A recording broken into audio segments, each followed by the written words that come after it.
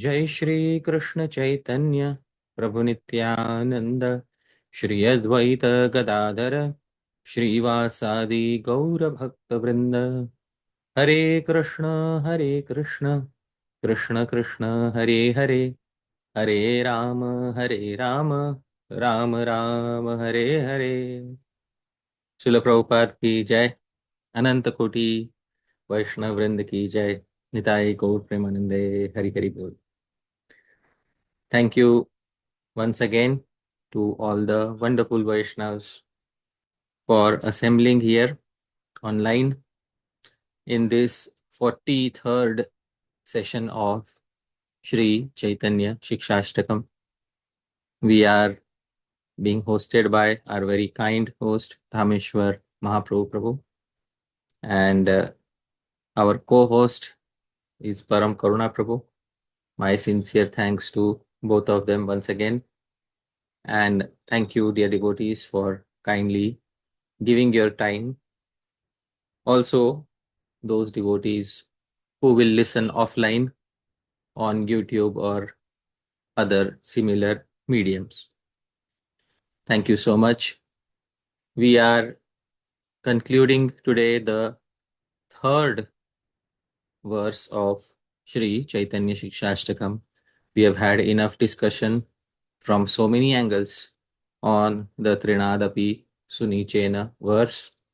Today we will conclude that discussion, and at the conclusion of every verse we discuss the commentary Bhajan Rahasyam of Srila Bhaktivinoda Thakur, especially highlighting how each verse of the Śikṣāṣṭakam corresponds to a particular time of the day in Nitya Lila, in the eternal pastimes of Shri Krishna in Golok, Vrindavan. And then we try to dive into those particular pastimes. Although the pastimes are very elaborate, but still we try to get a good glimpse into those pastimes, and then we conclude that particular verse of Śikṣāṣṭakam. So without further delay, I'll share my screen, and in front of all of you is the presentation for today's 43rd session.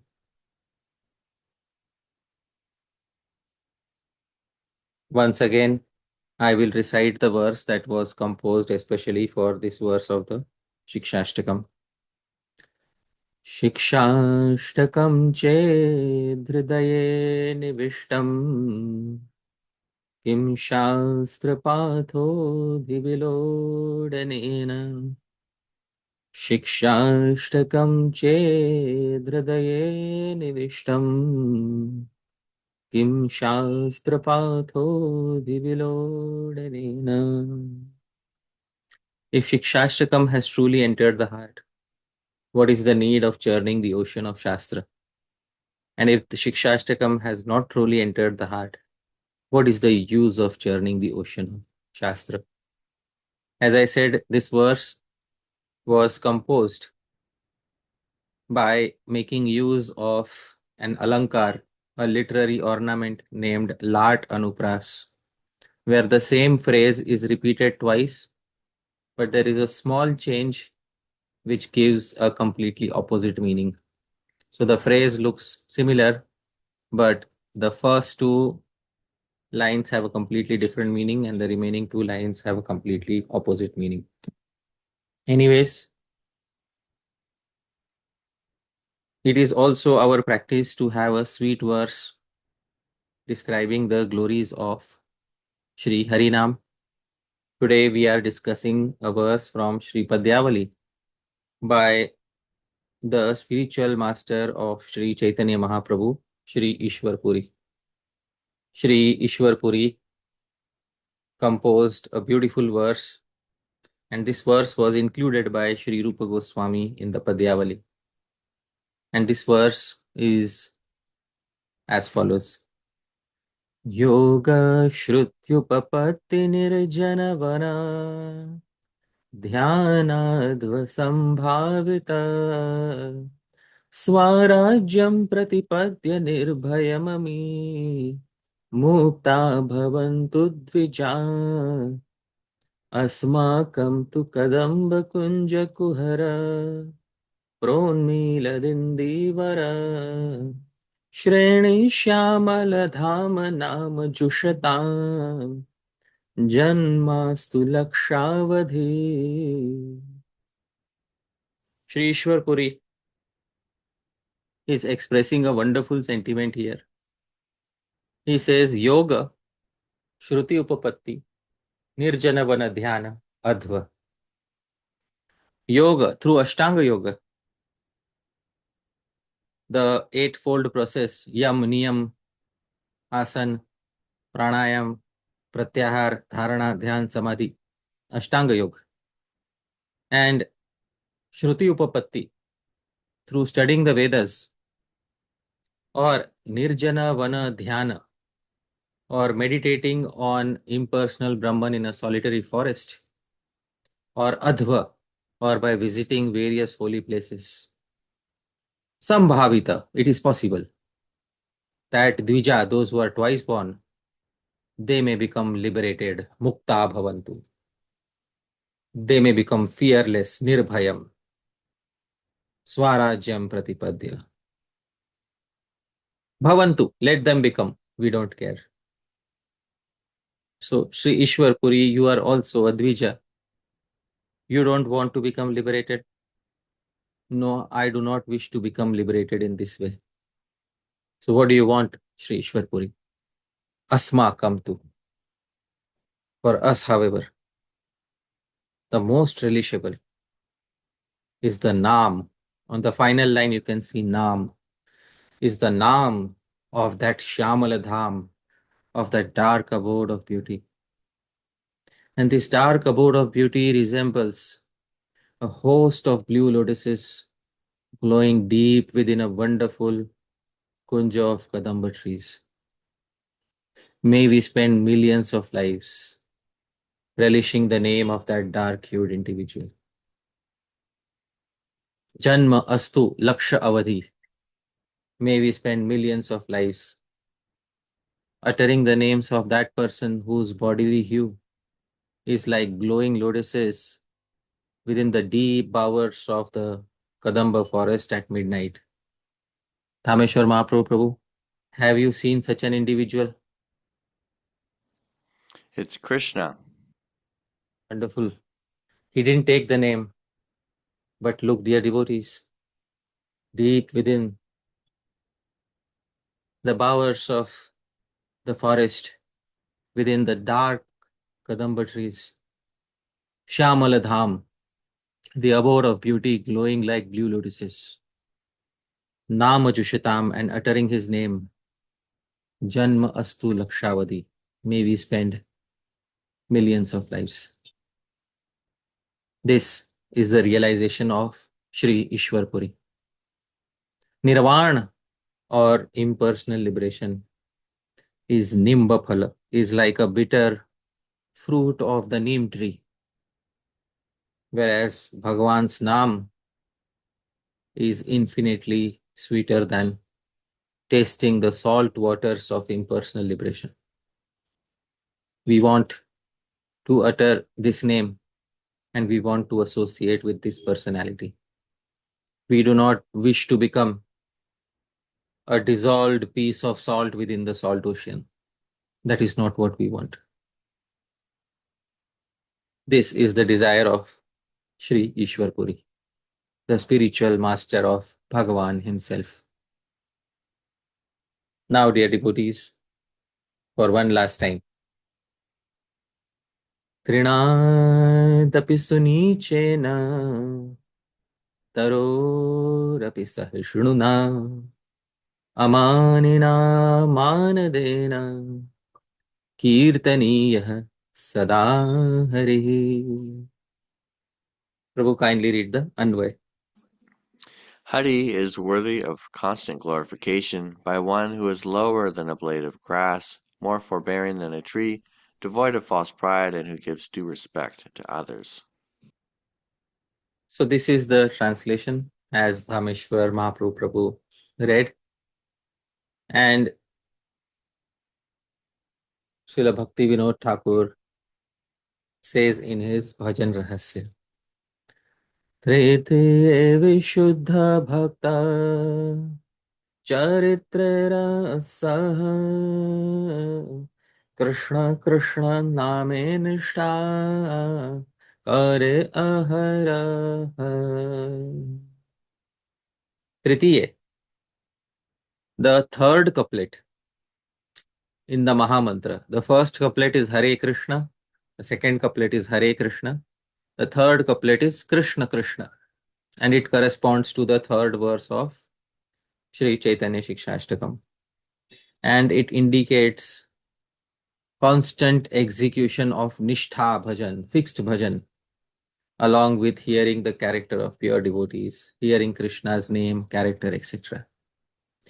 So we have seen this mapping that Srila Bhakti Vinod Thakur has done, where the first verse of Shikshashtakam was Shraddha and Sadhu Sangha, and then the second verse was Bhajan Kriya, Anartha Nivritti, and the third verse leads to Nishtha, is corresponding to Nishtha. So this is the correspondence that he has drawn between the Mahamantra, the verses of the Shikshashtakam, and the stages of progression of sadhan bhakti. So all these have been put into correspondence by Srila Bhakti Vinod Thakur in Bhajan Rahasya. In this way, the Hare Krishna Mahamantra, why is Srila Bhakti Vinod Thakur saying that the verses of Shikshashtakam, correspond to couplets in the Hare Krishna Mahamantra? So the reason for saying that is so that he wants to indicate that all the teachings of the Shikshashtakam are ingrained within the Mahamantra. So one who understands Shikshashtakam completely understands the Mahamantra, and one who understands the Mahamantra completely also understands the Shikshashtakam. And by understanding both of them together, one gradually comes from the stage of Shraddha all the way up to Prema. So this is the reason for drawing the correspondence between the various verses and the various couplets of Mahamantra and the various stages of Bhakti.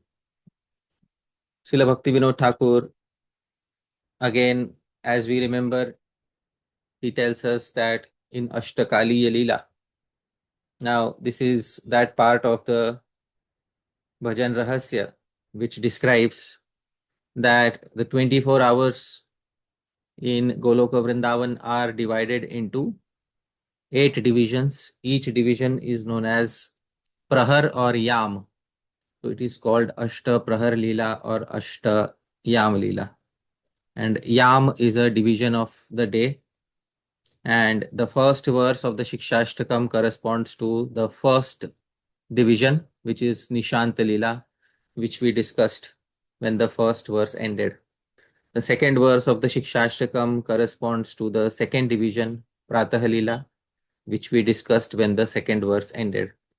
Now the third verse of the Shikshashtakam corresponds to the third division, Purvahana Leela. Purvahana is, you can say, morning or early afternoon when the sun is fully risen and it is just beginning to get warmer. That is Purvahana Leela. And the number of minutes is 144, number of dandas is 6. It corresponds roughly to 8:24 a.m. to 10:48 a.m. according to modern clock. So this is 144 minutes. Now, what are the pastimes that take place during this particular Leela? Because we have to understand the pastimes of both Shri Chaitanya Mahaprabhu and Shri Krishna that take place during Purvahana Leela.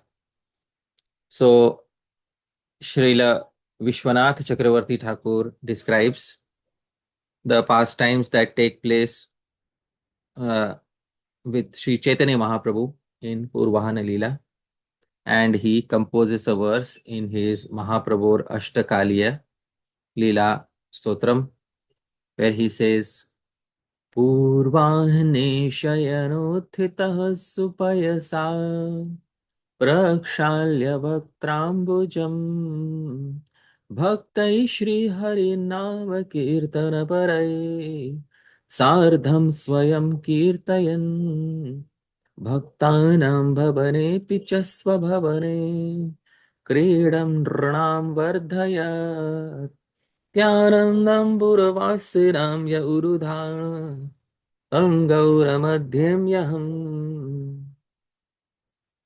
Purvane. Now we remember, those who remember what happens in the early morning pastimes. In the early morning pastimes, Chaitanya Mahaprabhu wakes up all the devotees, goes and takes a bath in the Ganga, worships the Ganga, worships Bhagwan Vishnu, comes back, and honors some food with the devotees and takes brief rest. After taking brief rest, then he wakes up. So waking up after his early morning rest, what does he do again? He washes his lotus-like face with pristine water, supayasa. And after washing his face, then what does he do? So then along with various devotees, Bhaktai Shri Harinam Kirtana Parai, dedicated to Shri Harinam Sankirtan, what does he do? He personally performs Kirtan. So it is indicated that when he takes the brief morning nap, when he wakes up, so he doesn't take a bath again, he just washes his face, takes all the devotees who are dedicated to Harinam with him and personally performs Kirtan. Then Bhaktanam Bhavanepi Cha Swabhavane. And he engages, in various pastimes, Kridan at his own home as well as the homes of the various devotees. And while doing so, Vardhayati Anandam Puravasinam. He increases the joy of the residents of Navadvip in various ways. So I meditate upon that Gauranga Mahaprabhu who performs these pastimes in the morning hours. This is what Mahaprabhu does in that time, which is 8:24 to 10:48 early morning. Now, Shri Krishnadas Kaviraj Goswami describes, and now dear devotees, we are getting into the core of Krishna Lila, and this is very sweet. We are going to discuss many details about what Bhagavan does, what Sri Radha does during this time of the day. So dear devotees, please pay close attention. This is a summary verse of the entire Purvahana Leela. This is a summary verse describing all the pastimes that take place in a nutshell. They are described in this verse. And this verse is in the meter Sragdhara. Krishnam gobhisvamitrair vipinamanuśritam goshthalokanuyatam Shri Radha Spurtilolam tadabhisritikrite prapta tatkundatiram Radham Chalokya Krishnam Kritagriha Aryayarkarchanayai Dishtam Krishna Pravrityai Prahita Nija Sakhi Vartmanetram Smarami. Smarami. I meditate first on Krishnam. Krishna, who in the third yam, in the third division of the day, which we are discussing today, what does he do? Swamitrair Vipinamasritam goes to the forest along with his cows, cowherd friends, and some residents of Vraja. Some residents means some servants also accompany him. And Shri Radha Spurti Lolam Tadabhisriti Krite Prapta Tat Kundatiram secretly waits at Radha Kund to meet her with eyes extremely eager to see her. This is a very important part of our Krishna Bhakti literature, our Ashtayam literature, because the term Abhisriti, Abhisar, is used in the original verse. Abhisar means the act of a lover going to meet his beloved. In Sanskrit literature, it is called abhisar. A lover rushing to meet his beloved is called abhisar. Now, traditionally, in most of the Sanskrit literature, the term abhisar is used in context of a naika, a lady who is so eager to meet her beloved that in the middle of the night she rushes to a secret spot to meet him. So this is how abhisar is described in most of the traditional Sanskrit literature. It is the lady who has to take the initiative to go out of the home. She takes many risks. In the middle of the night, she should not be seen by anybody. And then she rushes to the place where she has to meet her lover. But in Krishna Bhakti literature, you will find it is Krishna who performs abhisar. Shri Radha has the power, the capability to make Shri Krishna perform the act of abhisar. So it is he in Golok Vrindavan who performs abhisar, who rushes to Shri Radha Kund to meet her. And he also has to hide from his many friends, from the servants, so that he can meet her secretly. Dear devotees, this is how Shri Radha fulfills the meaning of abhisar. She makes her Nayak, her beloved Shri Krishna, her beloved male protagonist. She makes him come to meet her at a destined spot, and the choicest spot is Shri Radha Kund. And then Smarami, I also meditate on Radham. And what do I meditate? Who, after seeing Krishna in the early morning hours, because in the previous verse, when we are discussing the previous yam, Shri Radha and Shri Krishna, they had gone to their respective homes and lied down on their beds. But Shri Radha had woken up after some time, and Mother Yashoda had called her for early morning cooking, to help her in the early morning cooking. And Shri Radha helped Mother Yashoda cook various foodstuffs for Shri Krishna and the various residents of Vraja. And then after seeing Krishna in the early morning hours, she returned to her home. But when she returns to her home, she is very distressed because she no longer gets to see Krishna.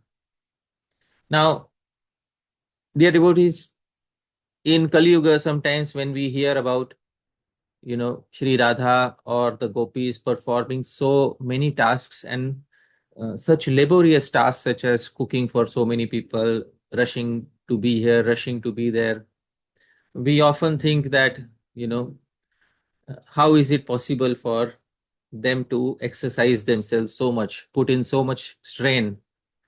But dear devotees, in love, those who have experienced love, those who have experienced prema, for them, any activity for the beloved does not cause them any strain. This is the power of prema, that it makes us do anything and everything for the sake of the beloved. That is what prema is. Anyways, this is the spiritual world. So fatigue in the sense of material world doesn't exist here. So in this way, she returns to her home and she is extremely distressed. She cannot see Krishna. Suddenly, her mother-in-law, she receives instructions from her mother-in-law to go worship the sun god. She becomes very happy, and then she sends her sakhis as messengers to Krishna, and then waits with eager eyes for those sakhis to return with his news, because she doesn't know where Krishna is right now. So she wants to hear where he is so that she can go meet him. So in this way, this is what happens during the early morning, during the morning pastimes. So,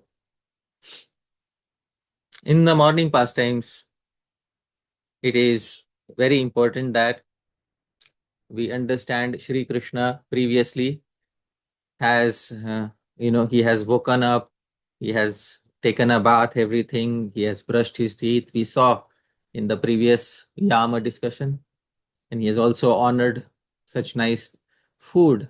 After honoring food, there is a brief period of rest. Why is there a brief period of rest for Shri Krishna? Because Krishna's sleep needs to be completed previous night. He has slept, but his a little bit of sleep is still remaining. So Krishna takes rest. Just as Mahaprabhu takes small rest, Krishna also had taken rest. And he is completing the sleep deficit that is remaining from the previous night. So that is what is taking place here. Now, after that, Sri Krishna wakes up, but as soon as Sri Krishna wakes up, the sakhas, the friends, they all assemble in the courtyard of Nanda Maharaj. And who all are the friends? Who all are the sakhas? So the prominent sakhas, I am giving the name: Devaprastha, Varuthapa, Amshu, Subal, Shridham. Then there are also some very strong-bodied friends: Arjun Sakha, Vishal, Vrishab. Many other friends of similar age have gathered in the courtyard of Nanda Maharaj. They are all eager. Krishna will wake up from his brief rest, and then Krishna will get ready to go to the forest along with them to herd the cows. This is a very wonderful description of the traditional village life that exists in Goloka Vrindavan.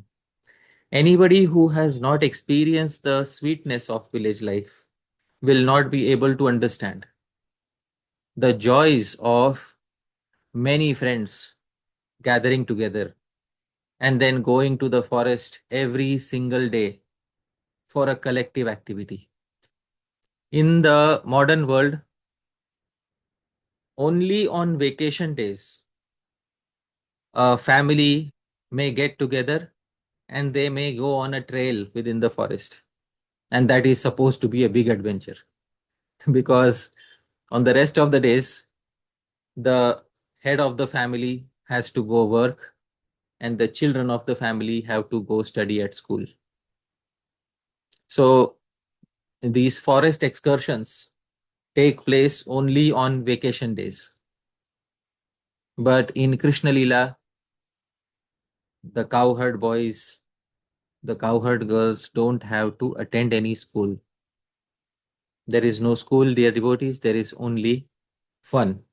There is only enjoyment.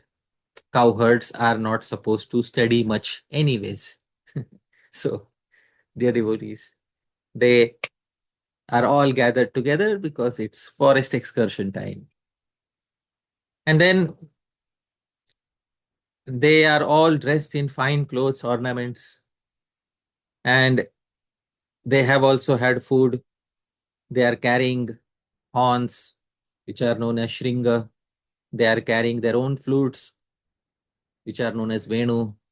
They are carrying their own sticks, which are known as Yashti. They are carrying their own ropes for tying the cows. Then they are adorned with gunja beads, garlands, mineral pigments, all the decorations of the forest. Why are forest decorations so special?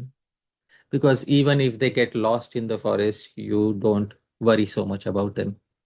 Golden ornaments, silver ornaments, rubies, diamonds put you in constant anxiety. But forest ornaments will never put you in any anxiety at any point of time. So, in this way, they arrive quickly and then they begin calling Krishna. And upon hearing of their arrival, Krishna also starts putting on an attire which is suitable for herding cows in the forest. And at that time, the expert servants, each dedicated to their services, they begin decorating Shri Krishna. They use sandalwood paste, fine garments, ornaments, and they decorate Shri Krishna's forehead with various types of tilak, and they make his crown using peacock feathers.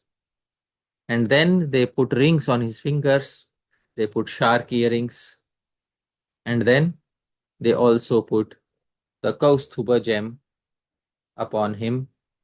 On his chest, they also put a very special pearl necklace. And in this pearl necklace, it is mentioned that somebody has made a secret engravement of Shri Radha's face.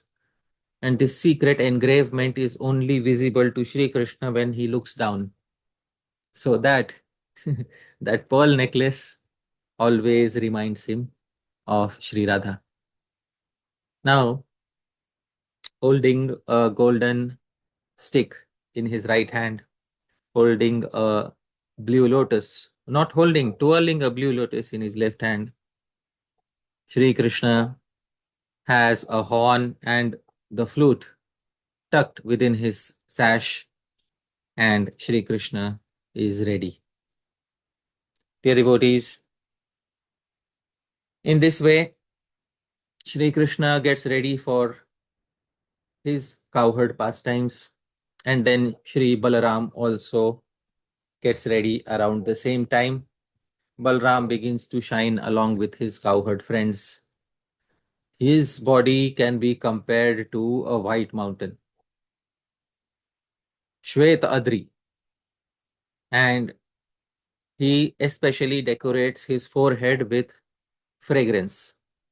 Dear devotees, in Jyotish Shastra, in astrology, it is recommended that one apply a tilak, but besides the tilak, one also apply a little bit of fragrance on the forehead. This strengthens Shukra, the planet Venus, and it gives increased desirability, romantic desirability to the person who is wearing it. So, for this reason, Shri Balaram also wears perfume on his forehead, and he also has a peacock feather. Well, peacock is the male, peahen is the female. And in the case of the peacock and the peahen, well, in the entire universe, it is generally seen that the lady is more beautiful than the man. But in the case of the peacock and peahen, it is seen that the male is more beautiful than the lady. So Sri Balaram wears that white colored uh, uh, that feather of the peahen, and he dresses in blue garments. He looks very magnificent. So then the two servants, Raktak and Patrak, along with others, Chitrak, etc., they follow behind Shri Krishna. They come to Mother Yashoda, and Mother Yashoda then packs a wonderful tiffin box for Shri Krishna. See, he has already eaten something in the morning. He has eaten a lot, but just for lunch, she packs in a wonderful jeweled casket many modaks. Dear devotees, what is a modak? A modak is a traditional sweet preparation from the western part of India. Now, all the sweet preparations from all the various cultures have been described. Even cakes have been described in Govinda Lilamritam. So, cakes, modaks, laddus, all various types of sweets are described in various parts of the Govinda Lilamritam. Mother Yashoda packs modaks. What is a modak? You can see here what a modak is. A modak is basically a sweet made out, a steamed sweet made. It's a rice dumpling. The external covering is made out of rice, and inside it there is a filling of coconut and jaggery.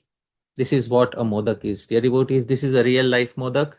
You can see here, a modak is basically a steamed dumpling of rice flour. So the external coating is rice flour, and inside the rice flour coating is jaggery and coconut, and it is mixed with special spices, and it is steamed. There is no oil used, it is steamed, and when it is consumed warm, it gives a very wonderful taste.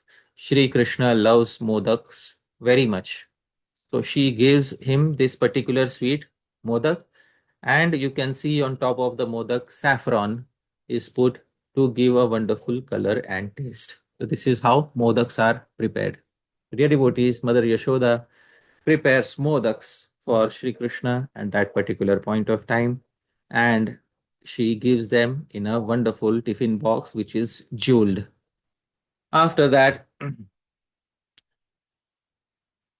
that particular tiffin box is carried by the servants. It is not that Shri Krishna carries it. That particular tiffin box is carried by the servants. You see, for every small thing in Krishna Lila, it is possible for a servant to do the task instead of Shri Krishna doing it. But sometimes Shri Krishna personally does some things. For example, in the forest, when Shri Balaram will become tired, Shri Krishna will personally massage the feet of Shri Balaram. In this way, Shri Krishna is not only a king, but Shri Krishna also has a personal side of servitude, that whenever he wants to render some seva voluntarily to his devotees, he can engage in that particular seva. I read somewhere there was an interview. I'm just doing a small uh, deviation and explaining something about this material world. There was an interview in which the former servants of the King of Great Britain, they were giving an interview as to how the King of Great Britain he lives. And one of the servants said, he does not have to do anything. He doesn't even have to select his trousers, his coat. Everything is selected for him according to the day, and everything is pressed for him. And he doesn't have to move an inch to do anything. He said one fine day he got a call from the king, and the king said, "There is a piece of paper which has accidentally fallen within the dustbin. Can you please pick it up and put it on the table?" And when the servant went upstairs and he saw that the king was sitting just next to the dustbin, the king could have easily picked up the piece of paper and put it on the table himself. But for that very task, he called the servant. He said, "This is how the King of Great Britain lives." But Sri Krishna is not like that. He doesn't needlessly have to engage his servants for something.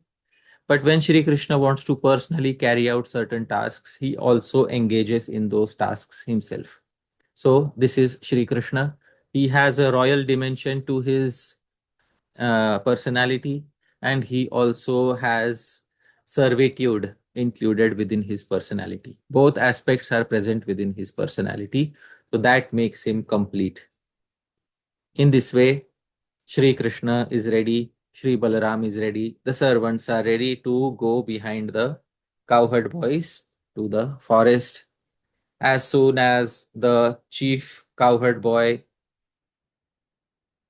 makes an indication, the servants also loudly make an announcement that Shri Krishna is leaving for the forest. And because of this, the gopis become very morose.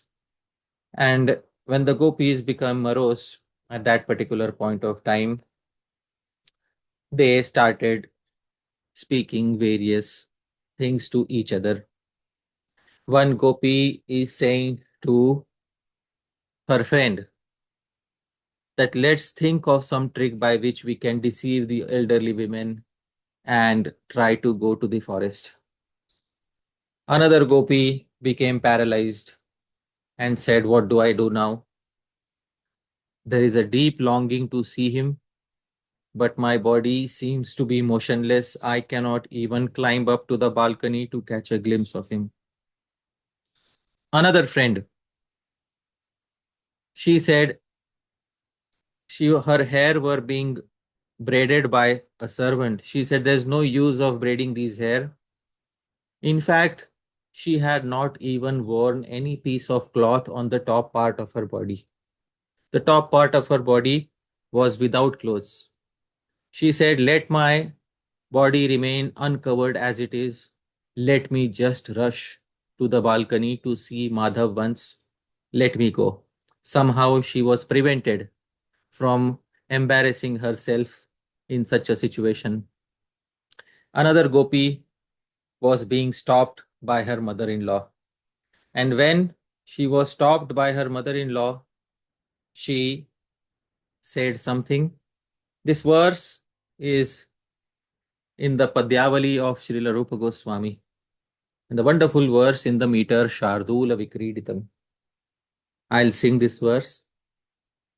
Swami Kupyati Kupyatam Parijana Nindanti Nindantu Mam Anyat Kim Prathatāmayam Cha Jagati Praudho Mamopadrava Ashasyam Punaretadeva Yadidam Chakshuschiram Vardhatam Yenedam Paripiyate Muraripo Saundarya Saram Vapu Saundarya Saram Vapu.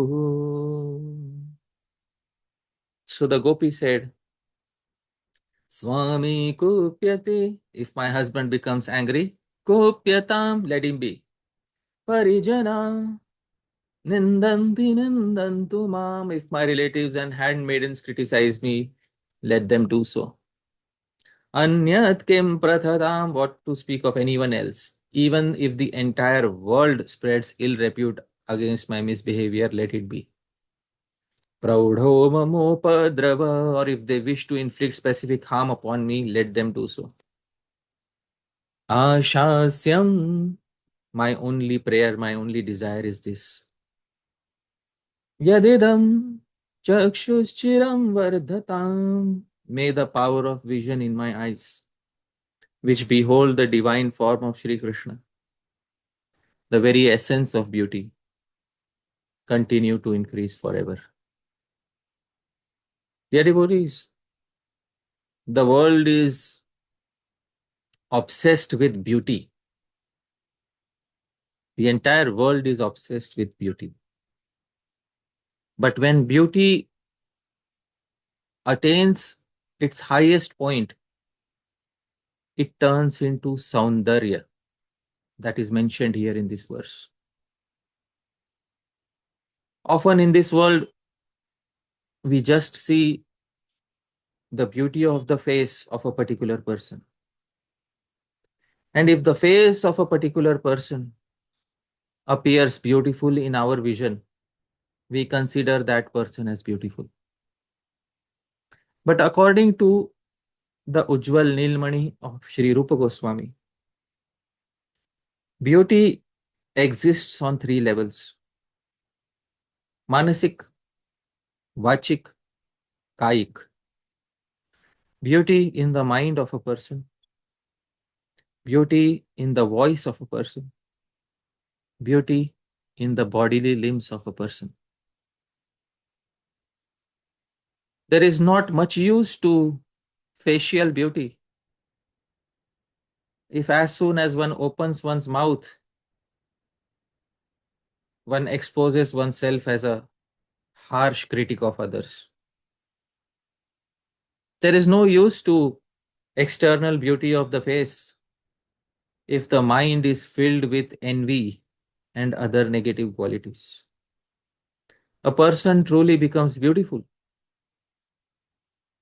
when their mind, their words, their actions are beautiful. And on top of that, if their body also has beauty, then you have attained saundarya.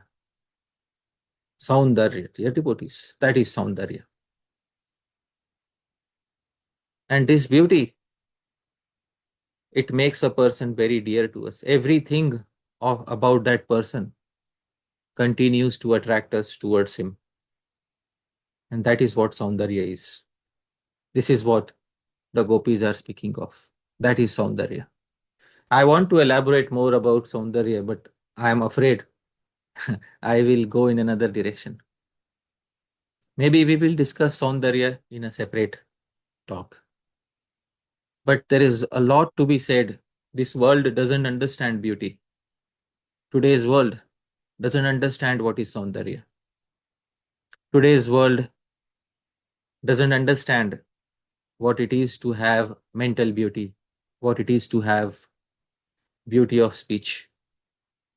Today's world is bedazzled by beauty of the face. There are millions of dollars spent on making the face beautiful, but nobody is spending dollars on making the mind and the speech beautiful. Long ago, the sages of Aryavarta, the sages of Bharat, they considered beauty to be present in a person, especially when they had mental and speech related beauty. And on top of that, physical beauty was an added advantage.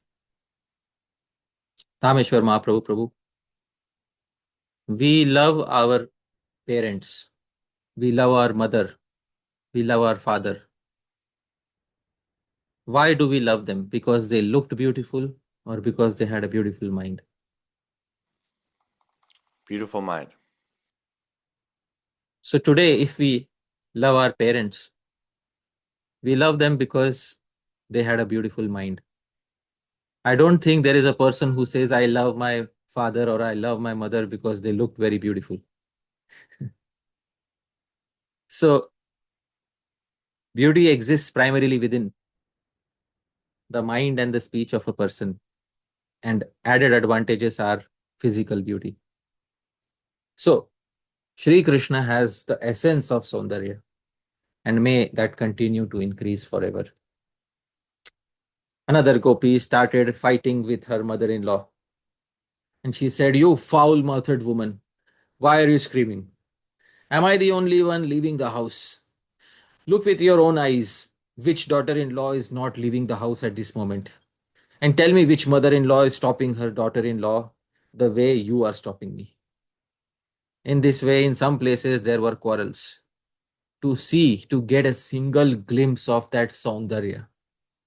As soon as the eyes meet Shri Krishna, it is as if the eyes have attained the purpose of their existence.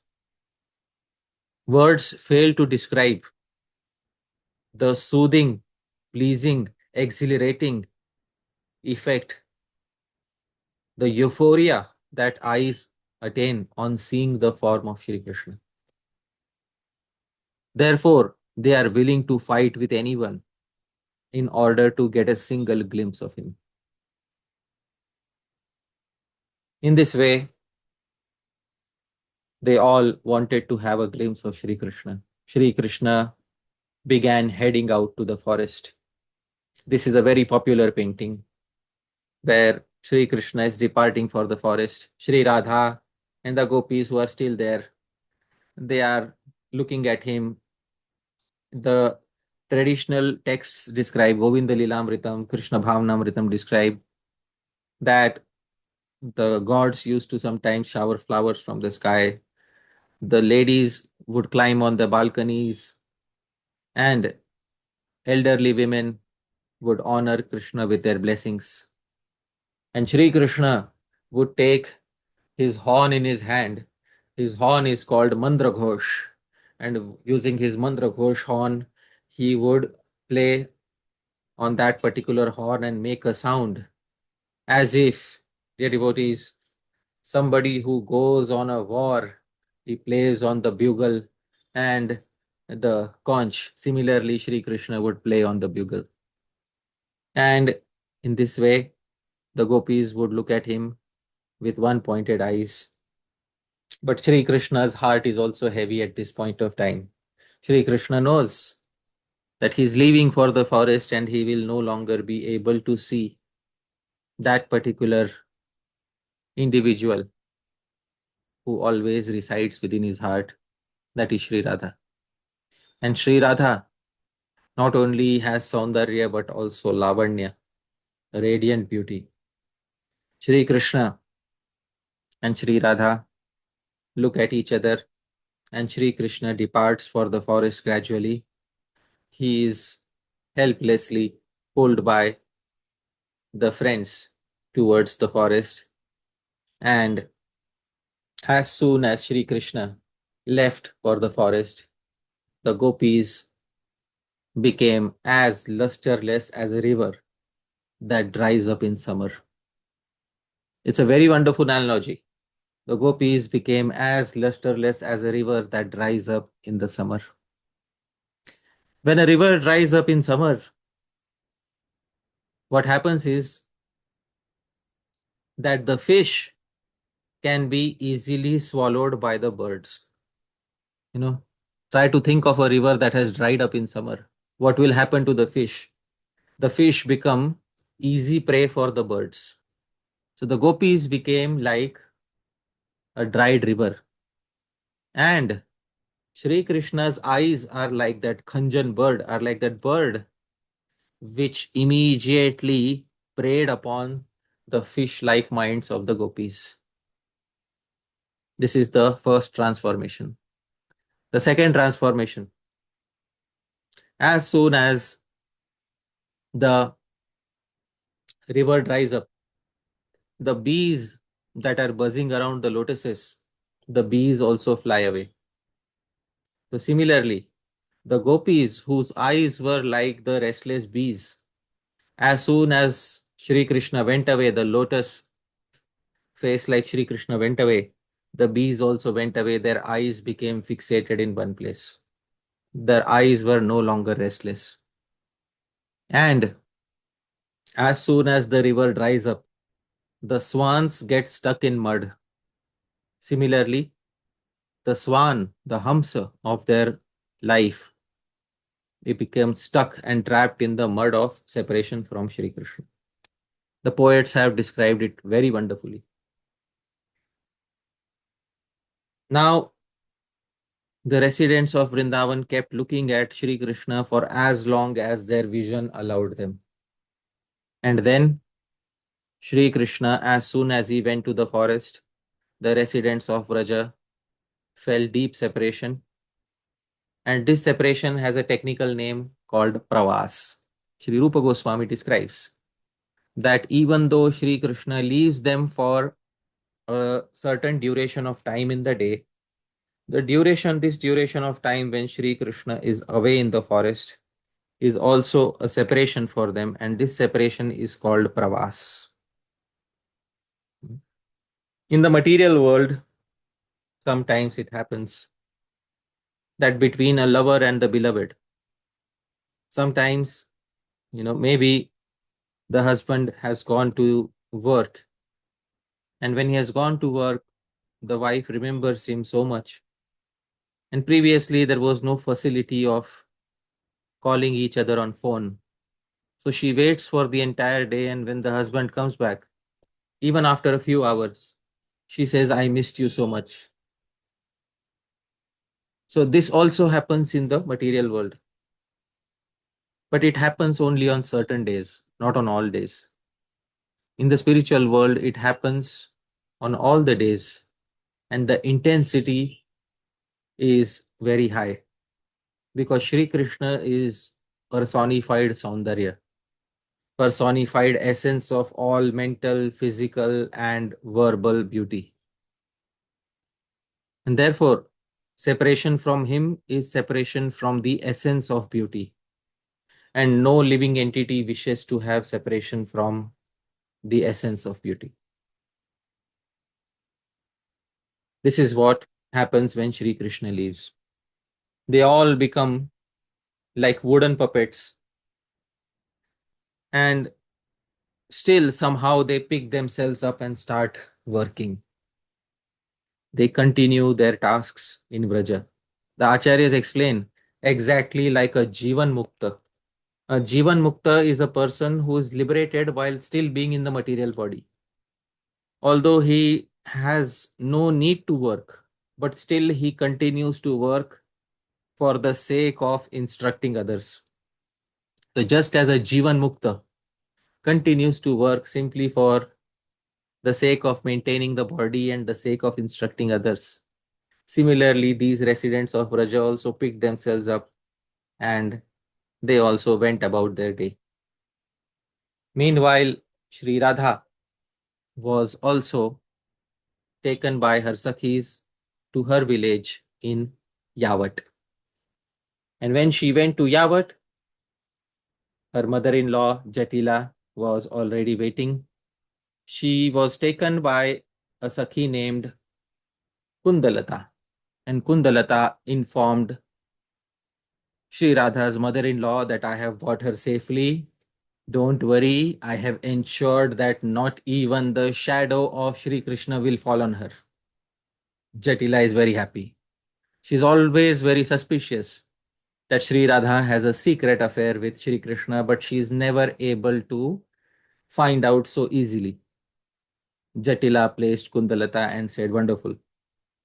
It's very wonderful that you have done this." And she said that you have such affection towards me, Kundalata. I will tell you something. If a wife follows her dharma, then and she remains chaste to the husband, then all good qualities come to her, all happiness comes to her, all wealth comes to her. And therefore, I am so happy that Shri Radha is following the path of dharma and staying away from that dark Krishna. And therefore, certainly she is attained so much wealth, so much happiness, etc. Then Jatila says, "See, I have only one son. His name is Abhimanyu." See, Abhimanyu is the so-called husband of Shri Radha. And Jatila says, "I only want that Abhimanyu should live long. So you should give," she says to Kundalata, tell Shri Radha that she should prepare for worshipping Surya Dev so that the long life of Abhimanyu can be ensured." As soon as Jatila says this, Shri Radha becomes happy because here is another opportunity to escape. On the pretext of worshipping Surya Dev, she can go meet Surya Narayan Shri Krishna. Dear devotees, so in this way, Shri Radha was instructed by Jatila that you please perform Surya Puja, become ready for Surya Puja. So Shri Radha goes along with Kundalata and many other Sakhis, and then she starts preparing various sweets for Krishna.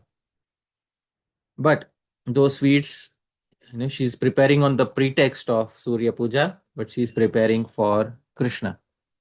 And then, dear devotees, in this way she prepares many sweets. One of the sweets mentioned is Amrita Keli.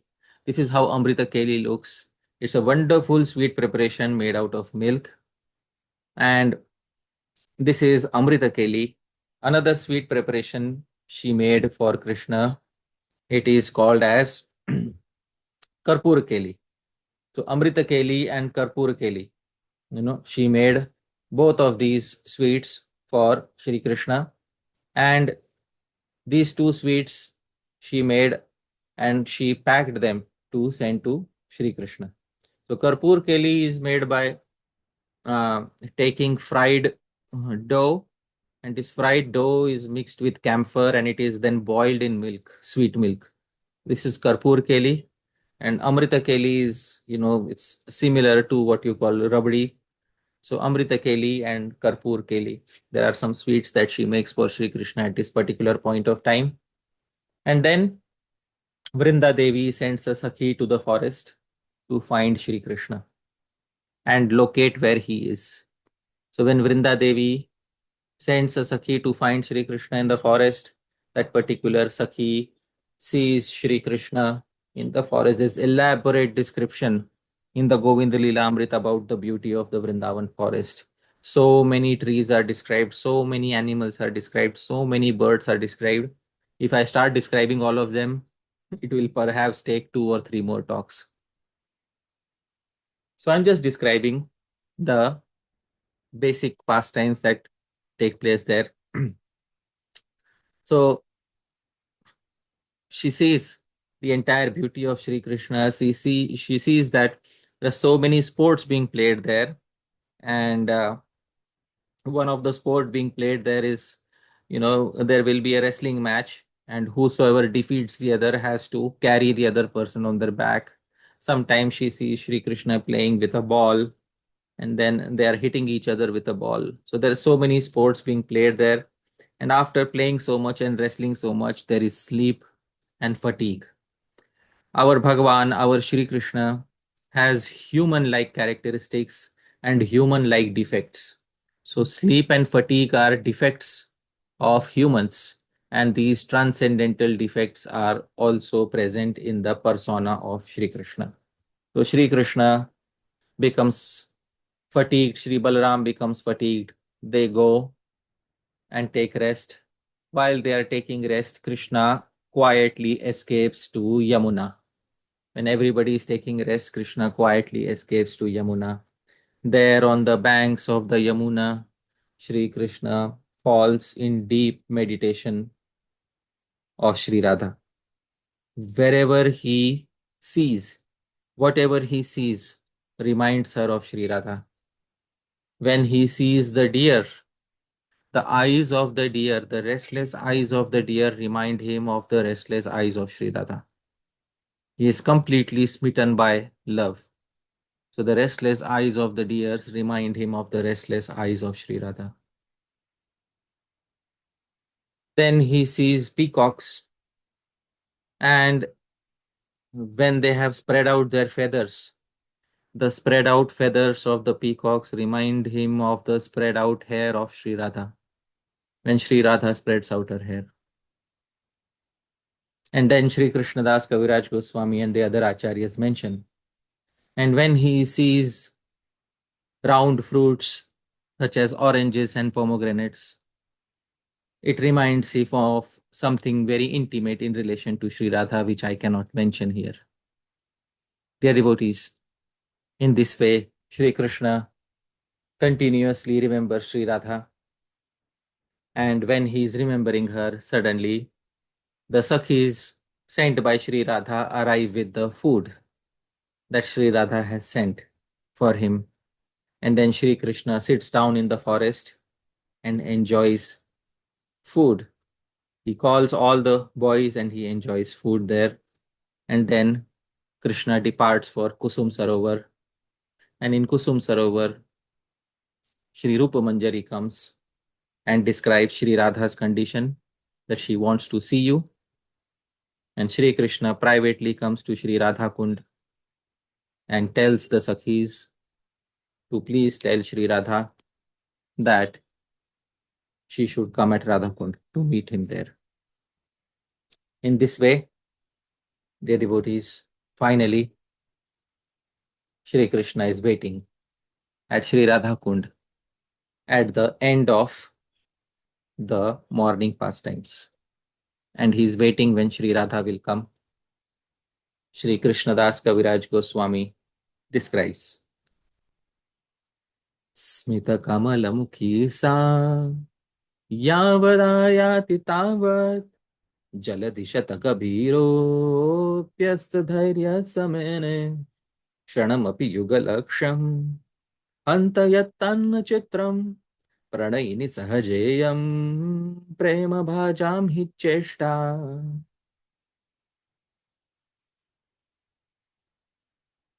Alas, until the arrival of Sri Radha, whose face is like a blooming lotus, Krishna, despite having a heart as deep and grave as 100 oceans, becomes utterly restless, perceiving even a single moment to be as long as millions of ages.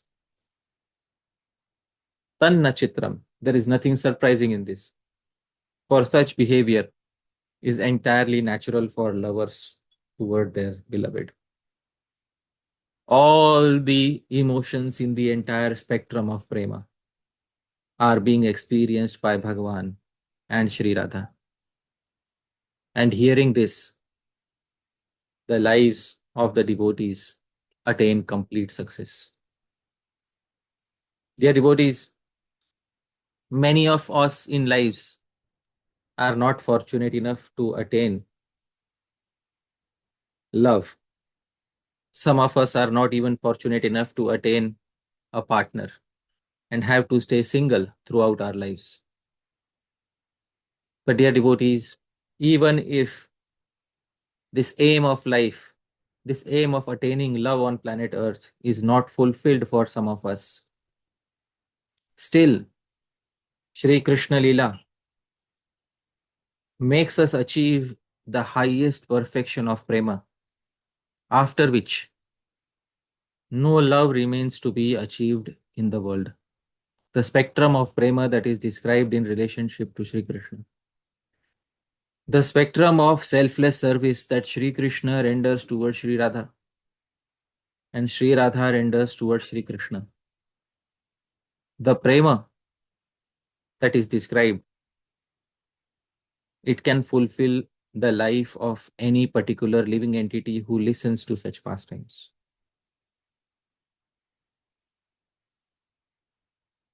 And it is the complete fulfillment of all the goals of human life.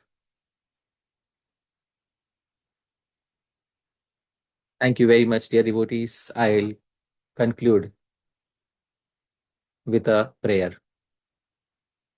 तृणादपि सुनीचत्वं तरोरपि सहिष्णुतां मानदत्वममानित्वं गौरदास्यसि मे कदा. Gaura, O Gauranga, when will you give me the qualities of being lower than a blade of grass, more tolerant than a tree, giving due respect to others and being free of false pride? This is the mirror verse composed at the end of the third verse of Śrī-Caitanya-Śikṣāṣṭakam. Thank you so much. Yadatra skalitam kinchit vidvamsah purayantu tat. Yadatra saushthavam kinchit tad guroreva me nahi. Yadatra skalitam kinchit. It is definitely possible that I might have made so many mistakes while describing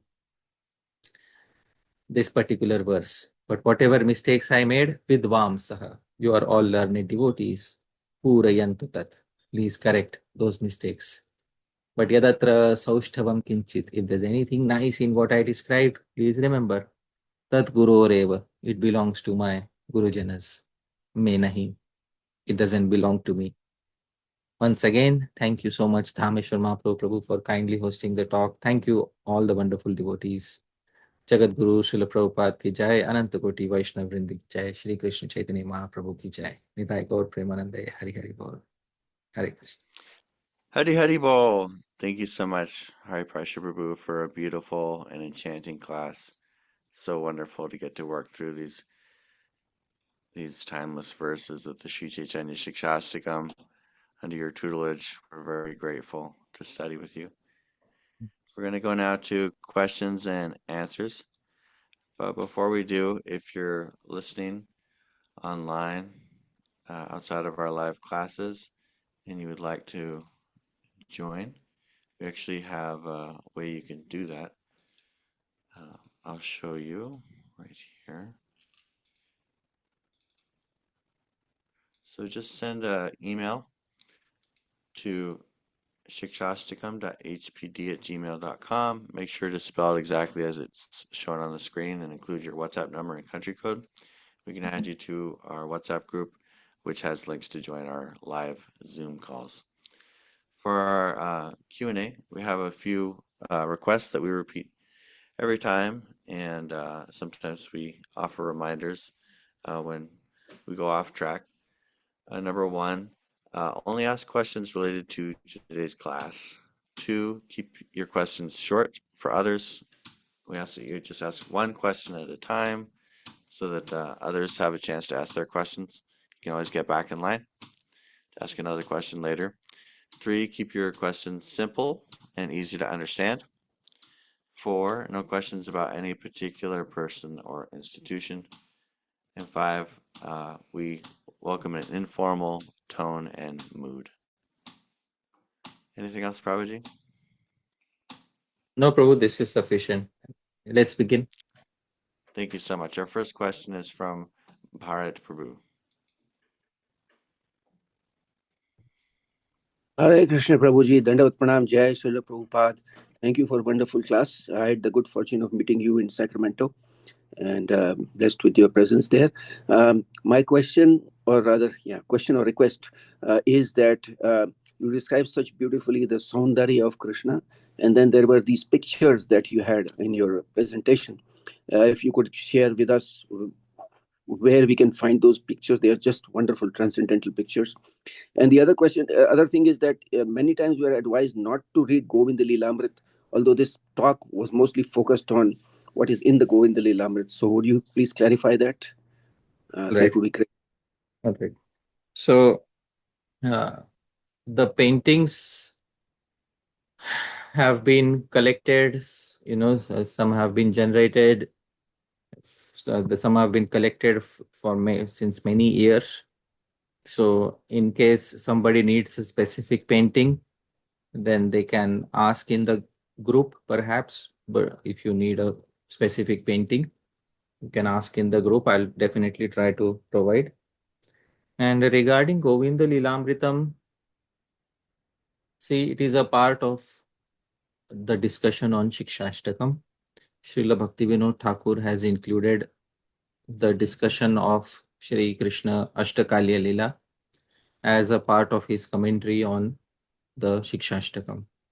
Therefore, a complete discussion of Śrī-Caitanya-Śikṣāṣṭakam is not possible without touching those aspects. So a blanket statement cannot be made that we are not eligible to read Govinda Lilamritam or something like that. There are certain pastimes which are called as Rahasya Lila, this most intimate pastimes, which certainly the Acharyas warn us about. But other than that, pastimes of sweetness, etc., if we are reading a particular literature like Śrī-Caitanya-Śikṣāṣṭakam, if we are following Bhajan Rahasyam, then the literature Bhajan Rahasyam gives us entry into certain pastimes of Shri Krishna. And because of that commentary only, we are able to read some of these things today. So independent of the Bhajan Rahasyam, I also would not have ventured into this direction.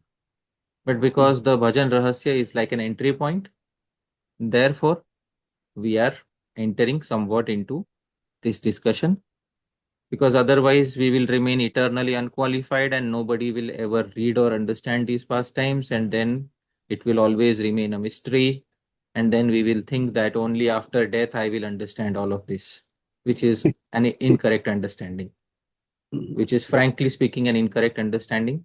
All these things are supposed to be understood after achieving a proper level of adhikar. So that is the answer to the query. Thank you so much. Thank you so much, Prabhuji. Dandavat Pranam. Thanks. Next we have Rasika Ananda Prabhu. Hare Krishna Prabhuji, Sada Pranam. Thank you so much for such a beautiful class. Prabhuji, in many of the parts, love was mentioned, and especially even love in the material world was highlighted. So many times we have this confusion that uh, what we hear in general is that love is only between Jiva and Krishna. uh, the reflection of love which we see in the material world, it is just a false reflection of it, or it is just considered as lust. But even Srila Prabhupada has said sometimes that the closest love to what a jiva has for Krishna is even a mother's love for a child.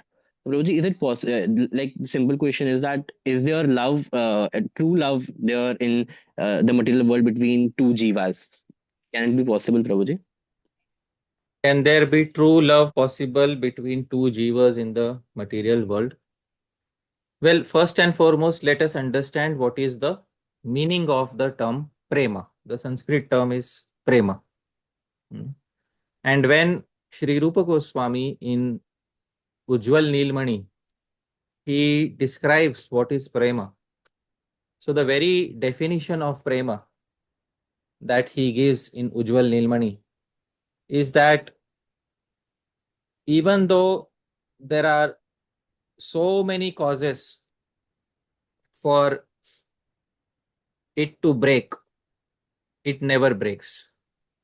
Even though there are so many causes for the relationship, for the love to break, it never breaks. So that is called as prema. And in the material world, this definition cannot apply. The reason is because obviously death is a separating factor in the material world. So I will try to point out that verse in the Ujjwal Nilmani, and I will show that verse from the Ujjwal Nilmani, which describes prema according to Shri Rupa Goswami. Here is the definition of prema. He says, Tatra prema. Now, prem. Let us understand what is prem, what is love, true love, according to Shri Rupa Goswami. He says, Sarvatha dhvamsarahitam satyapi dhvamsakarane yad bhava bandhanam yuno sa prema parikirtitah. Yat bhava bandhanam yuno, for a couple, the bhava bandhan, the knot of loving feelings, this knot of loving feelings, the bond of loving feelings, which is sarvatha dhvamsarahitam, which is completely free of destruction. Satyapi dhvamsakarane, even though there are millions of reasons for it to be destroyed, still it never gets destroyed. That bond of love, that bhava bandhanam of a couple, sa prema parikirtata. That is actually prema. So in the definition of Shri Rupa Goswami, prema is something which transcends death.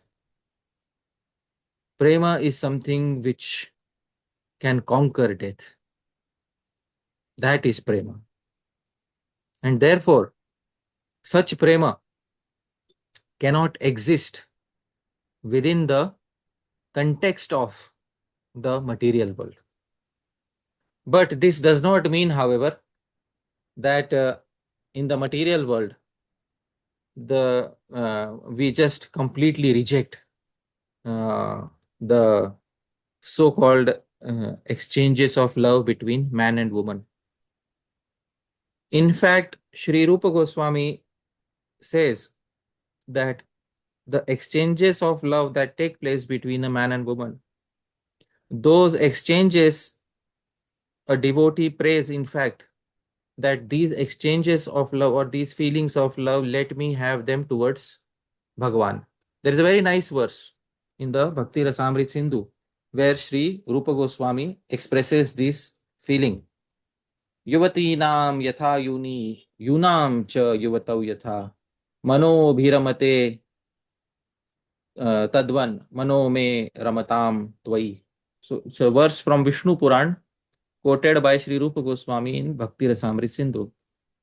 Just as the minds of young women take pleasure in thinking of young men, and just as the minds of young men take pleasure in thinking of young women, kindly let my mind take pleasure in you alone, Shri Krishna.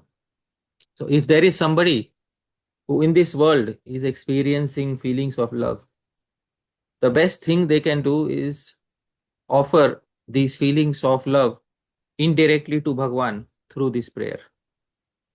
Because you can't change the person, because a boy loves a girl. Now the boy suddenly can't replace the girl with Krishna, and say that, now instead of the girl, I love Krishna. But the feelings of love which the boy is experiencing, he can say that, Bhagavan, let me have these feelings of love towards you. Let me have these feelings towards you. So even mundane love is put to good use by the previous acharyas. In this way, it has some purpose. So the love in the mundane world also has similarity to prema in the spiritual world. But love in the, I can go on and on about this, but I'll just make it very brief. But love in the mundane world, especially in today's age, is heavily restricted by people's selfishness, which is ingrained within them since childhood. Actual culture of love is to take away all the distress of the beloved. That is love. And that love has not been taught to most people in this world. Most people in this world believe in trade. You give me beauty, I'll give you finances. This is what most people in the world believe in. They have not been taught the culture of taking away all the difficulties and sorrows of another person. And therefore, they will not understand what true prema is. So, I can go on and on about it, but there is a big difference. But there are many similarities also between the so-called love in this world and actual prema with Shri Krishna. So, I hope that answers the question. Thank you, Next Prabhuji. we have Premananda Prabhu. Hare Krishna Prabhuji, please accept my humble obeisances. All glories to Srila Prabhupada, all glories to all the assembled Vaishnavas. Thank you for such a wonderful class and a wonderful summary of this third verse of Shri-Siksastakam. Prabhuji, I have a very simple, it's a very basic fundamental question. We know that, or we have studied that there's no concept of time in the spiritual world, but then how do we understand all this Ashtakaliya Lila and all that different yamas? Right. Like, All yeah, right. so it's a very popular question, but everybody All talks about right. it. Thank Okay. you. So there is no concept of time in the spiritual world. If there is no concept of time, then how will things will remain still in the spiritual world? And just like a video which is paused. So it's not like that. Time doesn't exist there. Time exists there, but that time, the effects of time don't exist there. So time definitely exists there in the form of past tense, present tense, and future tense. But the effects of time don't exist there. So I will quote Anand Vrindavan Champu of Shri Kavi Karnapur. I am going to show Anand Vrindavan Champu of Kavi Karnapur, where he is describing Golok Vrindavan. He says, Yasya cha कालातीतस्य अपि षड्भिरेव ऋतुभिर् भगवल्लीलौपायिक तया अप्राकृतैरपि प्राकृतैरेव भासमाने कृतविभागः षड्विभागः. यस्य च काल अतीतस्य अपि. Golok Vrindavan is Kal Atit. Kal Atit means it is beyond time. It's beyond time. But even though it is beyond time, Shadbhireva Ritubhir, there are 6 eternal seasons which are Bhagvat Lila Upaikataya, which are due to being useful, very helpful for Bhagwan's Lila. Therefore, aprakritayrapi prakritayriva bhasamane. Although these are transcendental seasons, but they appear just like seasons in the material world, but they are very transcendental. Shad Vibhaga, there are 6 divisions, 6 seasons. Now, obviously, when there are 6 seasons, you have to have the entire year, you have to have time, you have to have past, present, and future. And what are the 6 seasons? Varsha Harshaha, rainy season that gives joy. Varsha Harshaha. Sharad Amodaha, fall season that generates a lot of excitement. Hemanta Santoshaha, early winters that give a lot of satisfaction. Shishira Sukhakaraha, actual winters that increase the joy, especially at night. Vasanta Kantaha, beautiful spring. Nidagha Subhagas, and auspicious summers. Cha iti. These are the 6 seasons of Goloka Vrindavan. So this itself will answer your question of time division. Time definitely exists, but the 6 effects of time, jayate, asti, vardhate, viparinamate, apakshiyate, nashyati, taking birth, getting old, destruction, all these are not existing in the sense that they exist in this world. So I hope that answers your query. Thank you, sir. Next we have Divyangi Lalita Mataji. Hi, Krishna. Prabhu, please accept my humble obeisances. Thank you for the beautiful class, Prabhu, and giving us into a peek of these It's a little Neptunian hard to hear you, pastimes. Mataji. Can you speak closer to the microphone, please? Is this better, Prabhu? Yeah. Okay, Yeah. yeah, sorry about that. Prabhu, I have a very naive question. So when you were describing the separation of the gopis, especially the younger gopis who are daughter-in-laws, I was under the assumption that they usually don't have access to Krishna during the daytime, and they get to meet only in the night. So that's why I was wondering, like they were feeling separation when Krishna was going to the forest. All right. So your understanding was that they don't get to see him in the daytime? Yeah. Some of them, such as Shri Radha, Shri Lalita, Vishakha, get to see him for some time during the day, but they also experience some separation. Some gopis have to stay back, they experience separation for the entire day, and then they meet him at night. So depending on the day, depending on the gopi, depending on what Yoga Maya has arranged on a particular day, different gopis get to meet Krishna and different gopis remain separated from Krishna on a particular day. Every day is not the same, just as in the material world, every day is not the same. Similarly, in the spiritual world, every day is not exactly the same. Different pastimes go on and different variations are there. So this is the answer to your query. Thank you. Next we have Devesh Agarwal, Prabhu.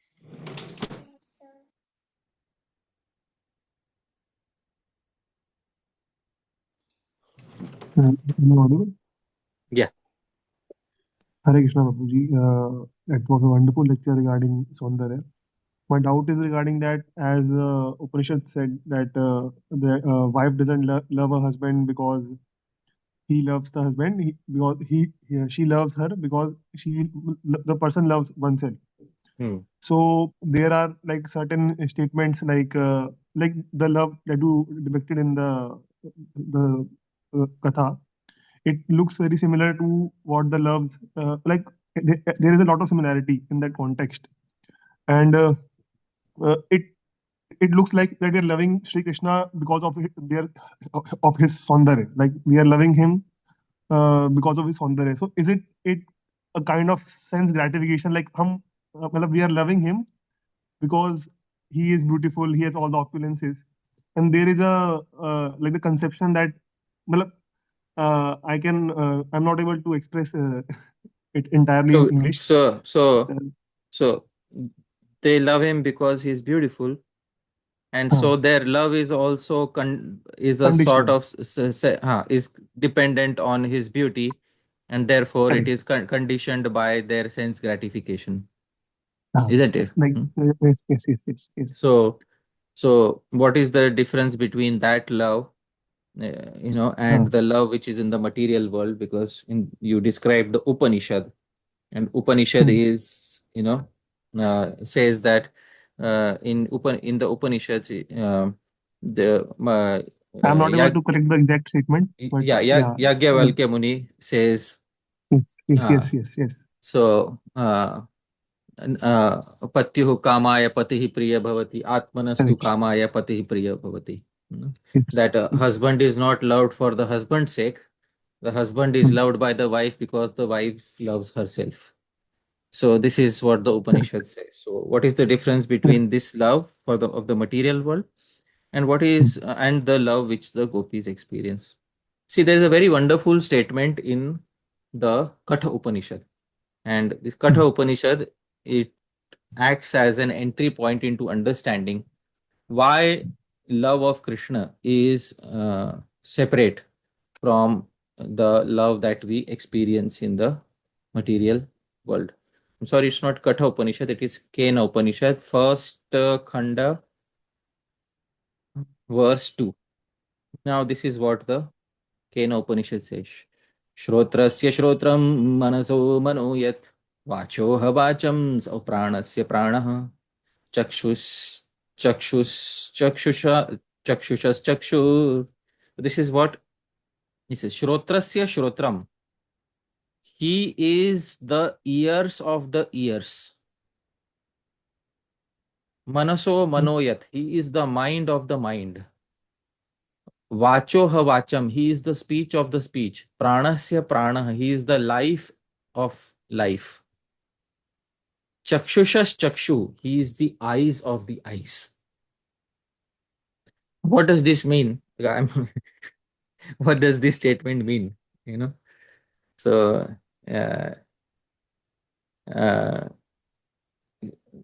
hearing of hearing, mind of mind, speech of speech, life of life, sight of sight. This is what the Upanishad says basically. Yes. So when it is said in the Upanishads that the absolute truth is the life of life, is the eyes of eyes, it means that when we see, I'm just giving you a simple example. Let's say a machine which uses artificial intelligence, and you attach a camera to that machine and the machine sees something. All right. Now that machine can record what it has seen. But can the machine feel anything? No. No. Because the machine has eyes, but the machine doesn't have eyes of the eyes. Okay. I hope you can understand this mystic language.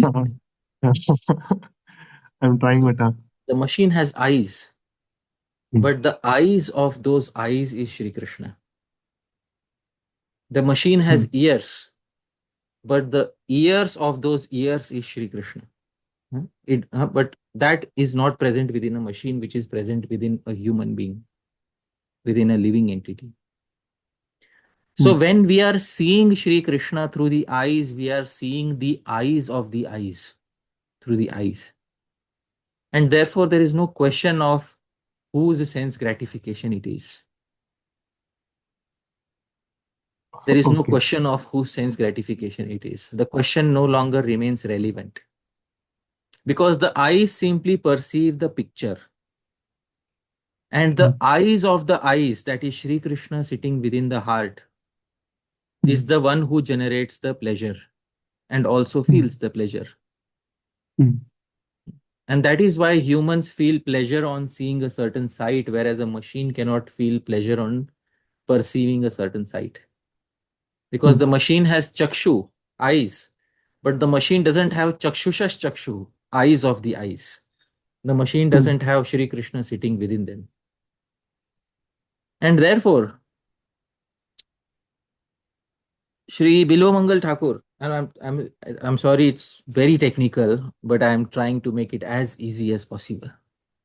Shri Bilvamangal Thakur in Krishna Karnamritam, he makes a very beautiful, there's a very beautiful verse, and I will quote that particular verse where he says, Kamadascha premadascha me. He says that you are Kamadaha, you also give sense of beauty to me, and premadascha me, you also give me prema. So all the perception that I have in this world is possible because of you. Premadam chame, kamadam chame, vedanam chame, vaibhavam chame. So I'll share my screen and I will show you this verse by Shri Bilvamangal Thakur. He says, Premadam chame, you give prema. It is you who makes me feel prema. Bhagwan, I don't feel prema because of my own ability. I feel prema because you are premadam. You are the one who is giving prema. Kamadam chame. You are also the one who is giving me all sorts of perception of beauty. Vedanam chame. You are the one who is giving me all sensations, all beautiful sensations in this world. Vaibhavam chame. You are my opulence actually. Jivanam chame. You are my life. You are the life of my life. Jivitam chame. I live for you. Daivatam chame devanaparam. There is no greater deity than you for me. So therefore, when the gopis are seeing Krishna, the gopis are seeing the eyes of their eyes. And there is no selfishness remaining in that. The eyes attain perfection on seeing him. And it is no longer for their self-pleasure. It's a very deep philosophical explanation. I hope I could make some sense out of it, but this is what I can say at this point. Right.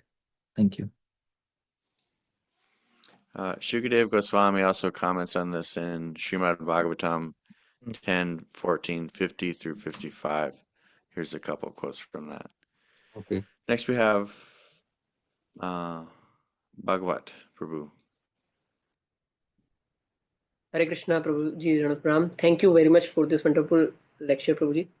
Prabhuji, first of all, I want to clearly understand myself. The question of Devesh Prabhu, actually, it was my question also. So I would like to verify what I understood is the correct understanding or not from that. So because Krishna is the eyes of eyes, if we are seeing Krishna, it's ultimately his pleasure also. He's also enjoying that. If we are serving him, if we are if the Nitya Siddha Vaishnavas are serving his lotus feet, the enjoyment they are enjoying, but Krishna is enjoying more. So is this that's why there is no question of selfishness in that.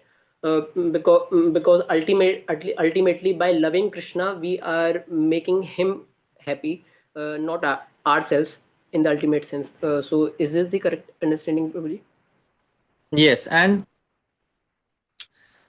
most of us, I mean, sometimes we are taught a definition of prema, that in prema Krishna has to become happy, but we don't have to become happy.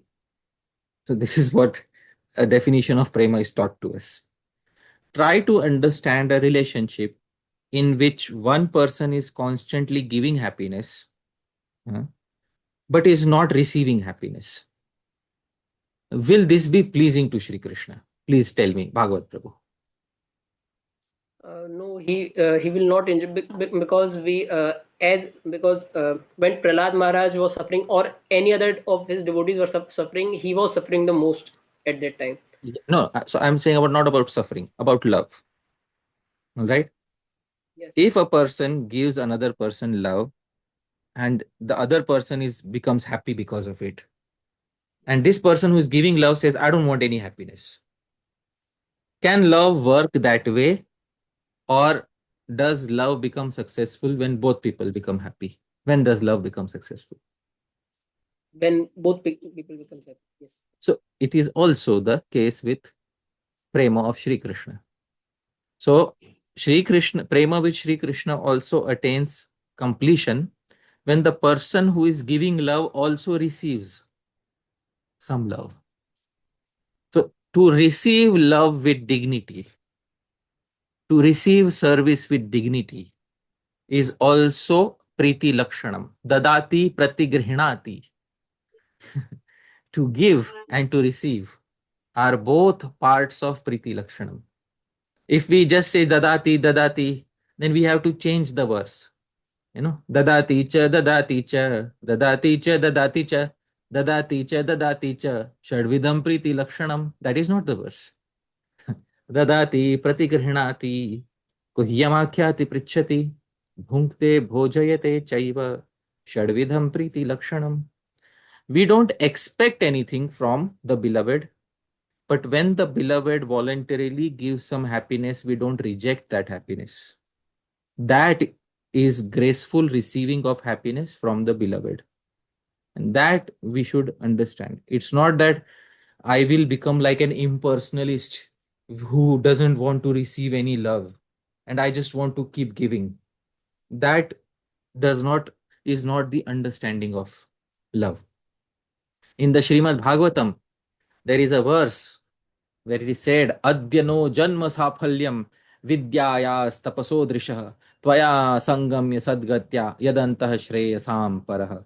Please read the translation. Today, our birth, education, austerity, and vision have all become perfect because we have been able to associate with you. The goal of all saintly persons, indeed, you yourself are the ultimate supreme blessing. Today, our vision has become successful because we saw you. Our vision attained fulfillment because it came in contact with you. So, This is just a small, because it's the purpose of our Is it okay if senses we come and back our to you, Prabhuji? We try Yes, sure. to take one question per person. Next we have Anita. Anita. Hare Krishna Prabhu, Dandavat Pranam. Thank you so much for the wonderful class. My question is about the spiritual world, Prabhu. You said about Jatila asking Radharani to pray to Sun God for her son's long health and for progeny and so on. How do we understand this? Because you said time exists there, but not the effect of time. So does that mean she's being covered by Yogamaya? And we also see Yashodhamma being constantly worried about Krishna's good health and him not eating properly and so on. Yes. So worry, chinta, is one of the sanchari bhavs, is one of the transitory emotions that exists in dealings in the spiritual world. This chinta is different from the deep anxiety that exists in the material world. This chinta only arises as a sanchari bhav. It rises like a wave and disappears like a wave very soon, but it nourishes the main bhakti ras, vatsalya or madhurya. So it is necessary to have some chinta or some temporary healthy anxiety so that our love for the person, for our beloved Shri Krishna, can be nourished even more. Because no genuine prema can exist unless we are willing to take a little bit of anxiety for that person. So imagine a situation where a person loves Shri Krishna but has absolutely no anxiety. Of course, he is Bhagwan. What anxiety to take? He'll feed himself. In fact, he doesn't even need to be woken up in the morning. He can wake up himself. If that sort of a mood exists in the spiritual world, there will be no reciprocation of rasa, because in Naralila, in humane pastimes, humane emotions have to exist, but these humane emotions do not cause any material suffering. In fact, humane emotions in the spiritual world, they generate a lot of joy for Shri Krishna as well as those who are experiencing such emotions. So chinta is a sanchari bhav, is a transitory emotion that is which nourishes the sthai bhav, which nourishes the main predominant emotion towards Shri Krishna. So it is very much needed in the spiritual world.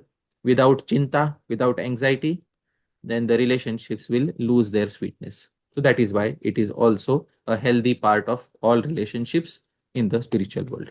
So I hope that answers your question to some degree of satisfaction. Thank you so much, Prabhu. Next we have Dinanath Gopal Prabhu. Hare Krishna Prabhuji, here's some home lessons. Thank you for the beautiful explanation.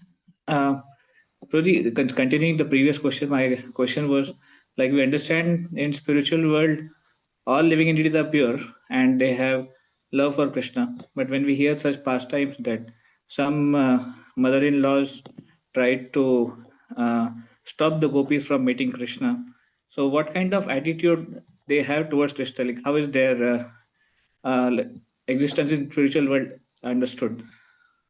How is their existence in the spiritual world understood?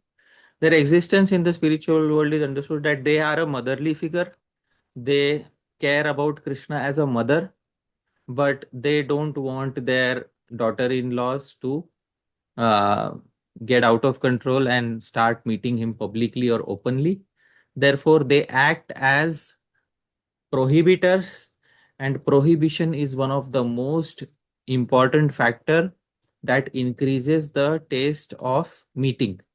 Without prohibition, there is no meaning to meeting. So prohibition is a very important factor to increase the taste of meeting each other.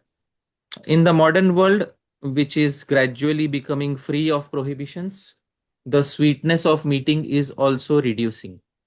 Previously, when there was no internet, and I'm just giving an example of the modern world so that it becomes easier to understand. Previously, when there was no internet, and when a boy would become interested in a girl, there was no way to find out where she lives, what she likes, what she dislikes. Even to get a single photograph of such a girl would become difficult for the boy. So he has to contact a mutual friend, and then he has to show interest in such a way that they don't become suspicious, and then somehow or other try to get to know the other person. So in this separation, which creates a lot of anticipation. This anticipation, it generates a lot of sweetness. That waiting process generates a lot of sweetness, and the prohibition by society also generates a lot of sweetness. It also generates the feelings of anticipation in both the lover and beloved. Sri Jiva Goswami says in Gopal Champu, Prithag Loka Dvesha. There are people who are opposed to the meeting of Radha and Krishna. Dvesha, Radha and Krishna don't like such people. So such emotions also exist, but those emotions are of a completely different nature than the emotions in the material world. In the material world, when we have dvesh, when we have dislike towards somebody, we may try to harm them or bring them down. But here there is no question of bringing them down or harming anybody, because they are put into place by the arrangement of Yogamaya, so that the prohibitions generate a lot of sweetness. In the modern day, where internet has made everyone's personality accessible to everybody, so a person gets to know another person just in a few minutes, and it is so easy to meet them, and there is no anticipation or excitement remaining for meeting. And hence you see the nature of love in the material world today has become so drowned out, and there is no question of excitement remaining. So that's what is going on. I hope that answers your query to some degree of satisfaction. Thank you. Next, we have Rastikananda Prabhu. Hare Krishna, Prabhuji. Prabhuji, actually, my second question is again related to love. In general, we hear that the jiva, it doesn't, that the Krishna prem is inside the jiva, but it is covered by Maya. But suddenly, when we will do sadhana, so prem will just sprout out. But when we come to a higher level of understanding, we hear that, Prabhuji, that jiva doesn't have prema, it has the potency of prema. So whichever of these two is the correct understanding, Prabhuji? Is Krishna Just prem a reminder that we're intrinsic only or? taking questions related to today's class. Ye- So we're not taking any and every question that you might have on your mind, unfortunately, even though they're really nice questions, only related to today's class. Yeah, I think this particular question is a very what do I say, a question which has generated a lot of differences of opinion, and an easy and quick answer cannot be given here. Perhaps maybe we can discuss this question on one-to-one message rather than discussing it here. Okay, Prabhuji. Thank you. Okay, Prabhuji. Next, we have Bhagavat Prabhu.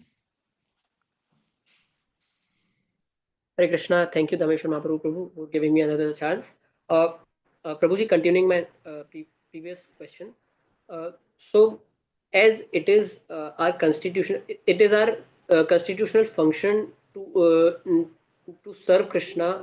That is why if we are trying to, if we enjoy in the process of serving him, that will not cause any hindrance in our love for him. It will ultimately bring him joy and ourselves joy, as it is supposed to happen. So I just like to I would like to clarify this. Is it the correct understanding or not? Okay. So, uh, I will quote a verse from Chaitanya Charitamritam. It's a very nice verse. Antyalila. Krishna re nachaya prema, bhakte re nachaya, आपने नाचाए तीने, नाचे एक ठाए. Please read the translation, Prabhu. Ecstatic love of Krishna makes Krishna and his devotees dance, and it also dances personally. In this way, all three dance together in one place. Okay. So prema makes Bhagwan dance. Prema makes the Bhakta dance. And prema also dances in a whirlwind trance. And in this way, all three dance. And that question is, it no longer is relevant, because Yes. Bhagwan enjoys, the devotee enjoys, and prema himself enjoys by seeing Bhagwan and the devotee exchange such reciprocations.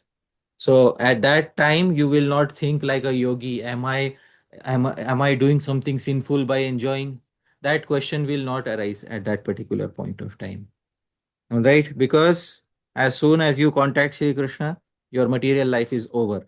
And as soon as your material life is over, all the sense gratification that you will receive will never be taken away from you. And it will stay with you forever. It is sense gratification that is meant for the eternal jiva. Okay, and I will quote another verse to show that the residents of the spiritual world enjoy immensely, and that nothing can take away that particular sense gratification for those residents of spiritual world. Without quoting praman from the shastra, there is no establishing something. So Sri Kapil Muni says about those who have attained the spiritual world.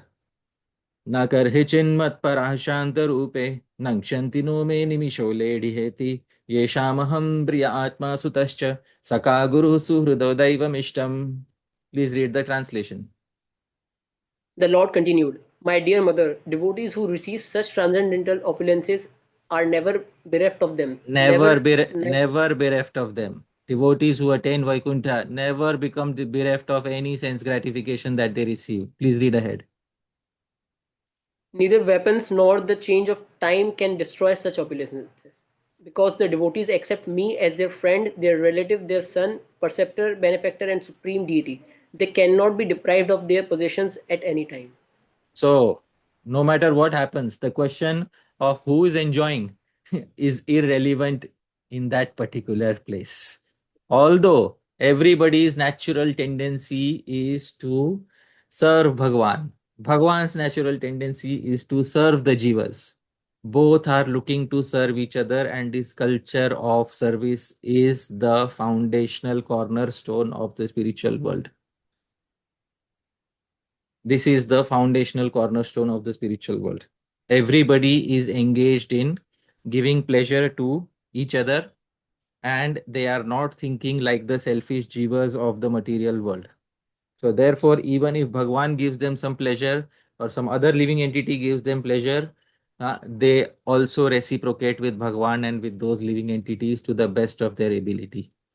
And there are no business dealings that you gave me so much, I only gave you so much. There are no business dealings in the spiritual world. They are all based on mutual affection and giving.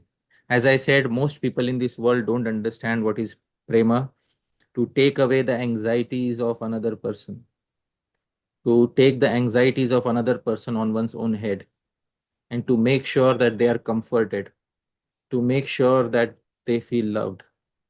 That culture, unfortunately, doesn't exist so much in this world. In a very few rare cases, we see such a culture. Very few cases we see such a culture. And wherever we see such a person, that person has some aspect of saundarya, some aspect of true beauty within them. Not the people who have a shredded jawline or who have a good body but a deficient mind. They may also have a certain aspect of saundarya, but true saundarya exists within people who make us feel loved. So that is what I'd like to say. Thank you very much, Prabhu. Thank you. Next we have Bhavya Bhagavan Prabhu. Hare Krishna, Prabhuji Darshanam. Just tell me if you can hear me because I'm at a stretch where there is low network, Prabhu. So can you hear me? Yeah, I can hear you, and I remember something I promised you last time. I just wanted to remind you, but I did not want it to play a spoil sport because the topic was totally different today. All right. You asked me. It's up to you. Yeah. So you asked me that I should show a verse because we were discussing tṛṇād api sunīcena, and you asked me to show a verse which says that our previous karma determines our astrological planetary situation in this life. So I am showing a praman for that. Here is the praman. I had kept this slide because I knew you would ask the question and I had prepared the slide already. This verse is from the Abhidhan Rajendra. It's a lexicon, Sanskrit lexicon. And this verse is as follows. It's in the meter Arya. Nakshatra grahapanjaram aharnisham loka karma vikshiptam aharnisham loka karma vikshiptam brahmati shubha shubhamakhilam prakashayat purva janma kritam Nakshatra Grahapanjaram, the framework of astrological planets and constellations. Aharnisham, constantly it is. Loka karma vikshiptam brahmati. It's moving around, being impelled by the karma of the living entities in the universe. But does it give random fruits? No. Shubha Shubham Akhilam Prakashayat Purva Janma Kritam. This framework merely gives the respective results of pious and impious karma committed in previous human lives. So if a particular person commits impious karma, the nakshatra, grahas, the constellations and planets, they become krura. They behave in a cruel way towards such a person and become situated in astrological houses that causes such a person pain and trouble. And if a person has behaved piously in previous lives, these grahas, these planets and constellations become saumya. They become gentle towards a person and become situated in houses which cause pleasure, happiness to such a person. So that is the connection between astrology and previous karma. Thank you, Prabhuji. So it's just a little follow-up. So it's just for the next life, or that orchestration of nakshatra can happen in this life also, Prabhuji? No, mostly it is for the next life, but sometimes in some extraordinary cases, it can also affect things in this particular life. I have often heard from those who study Jyotish Shastra, those who study astrology, that committing serious offenses against other jivas irritates certain planets, and when those planets take over, when the time for those planets to take over your destiny arrives, those planets in this very life will start giving you tremendously negative karma. So it can also affect this particular life. All right, thank you. Next we have Devesh Agarwal Prabhu. Hare Krishna Prabhuji. Just a follow-up question regarding that. The concept of prema, which we learn from the Shastra, is somewhat abstract as such, as for me, because the gradations and all the levels which we see in the Shastra is not be able, the ordinary jiva cannot understand. So, like, how can, as we are reading it or as we are learning about it, how can one understand those things? Because for me, when I'm reading it, it looks me all the same.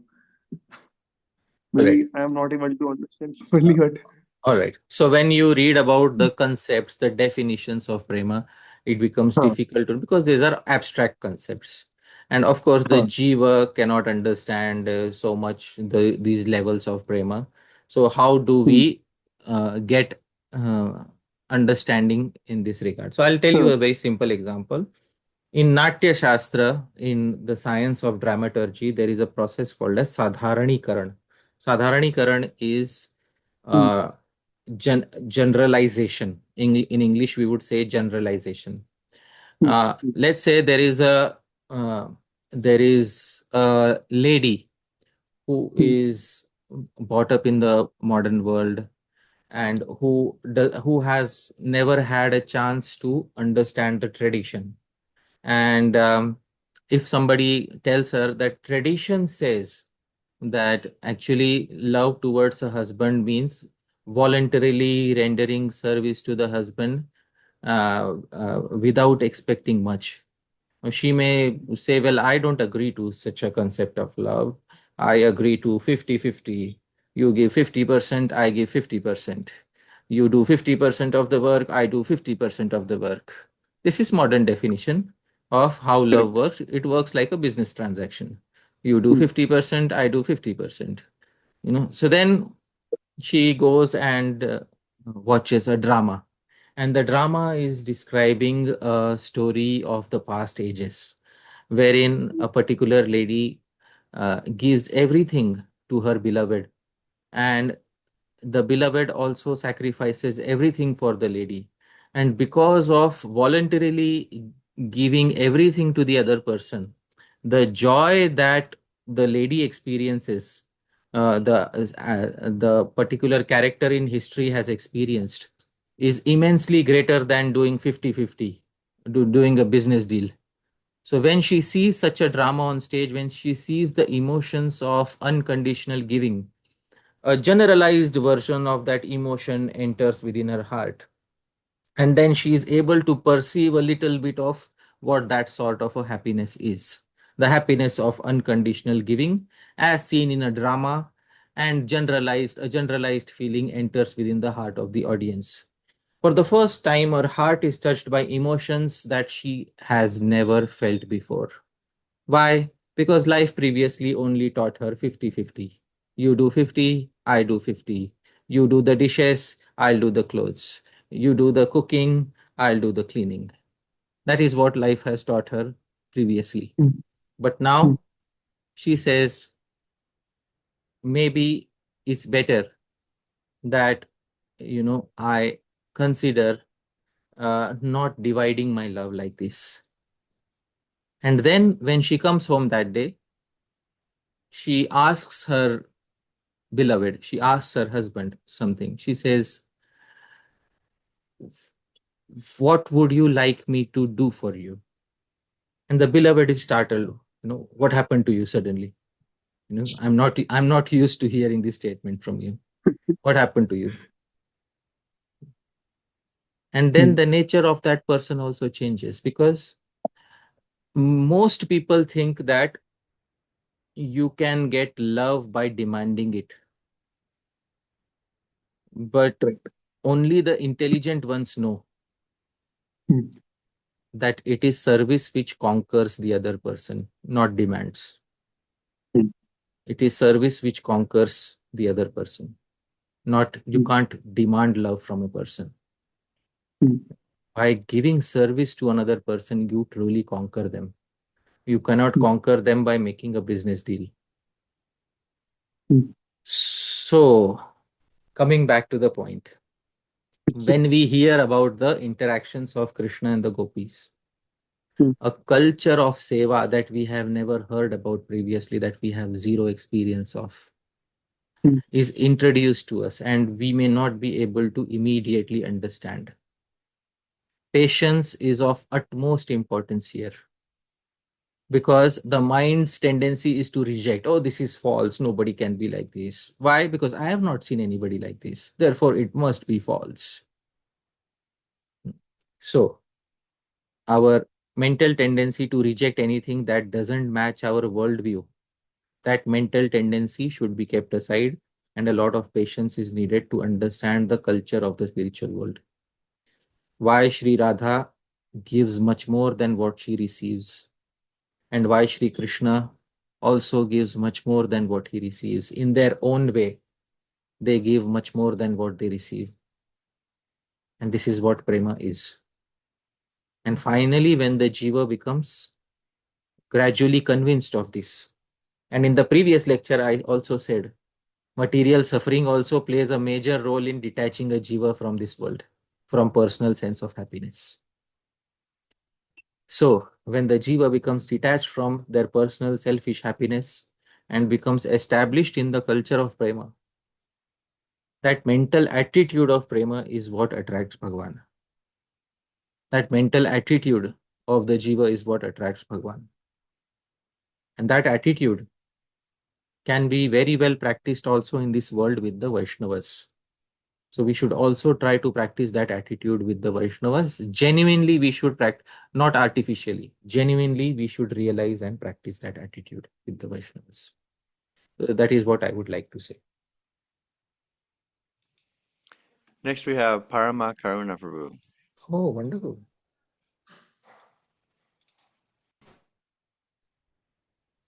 Hare Krishna, Prabhuji. Am I audible? Yeah, yes. Sorry, I'm not able to turn on the video. I'm about to drive. One question, Prabhuji, very probably a stupid question. Thank you, first of all, for concluding each verse with the Bhajan Rahasya, Rahasya of the Bhajan Rahasya, all the things that you unpack for us. And the explanation of the Ashtakaliya aspects as well. If I remember correctly, in the last two verses, you, or at least it made some sense to me, or the connection between the Ashtakaliya aspect, the Leelas, and the verse, like Cheto Darpanamarjanam, and the second verse as well. Maybe you mentioned it and I missed it today. Is there, like, what's the connection between the humility of this verse, tṛṇād sunīcena, and the morning pastimes? Is there any, what's the humility connection here? Or yeah, I understand the question. Once again, I want to say one thing. A devotee exists in two simultaneous identities according to Sri Rupa Goswami. Seva sadhaka rupena, siddha rupena chatrahi. Sri Rupa Goswami says in Bhakti Rasamrit Sindhu. And I will pull out that verse and show, because those who have not seen in that particular verse should see that particular verse. It is in Chaitanya Charitamrita. It is quoted in Chaitanya Charitamrita. It's originally from Bhakti Rasamrit Sindhu.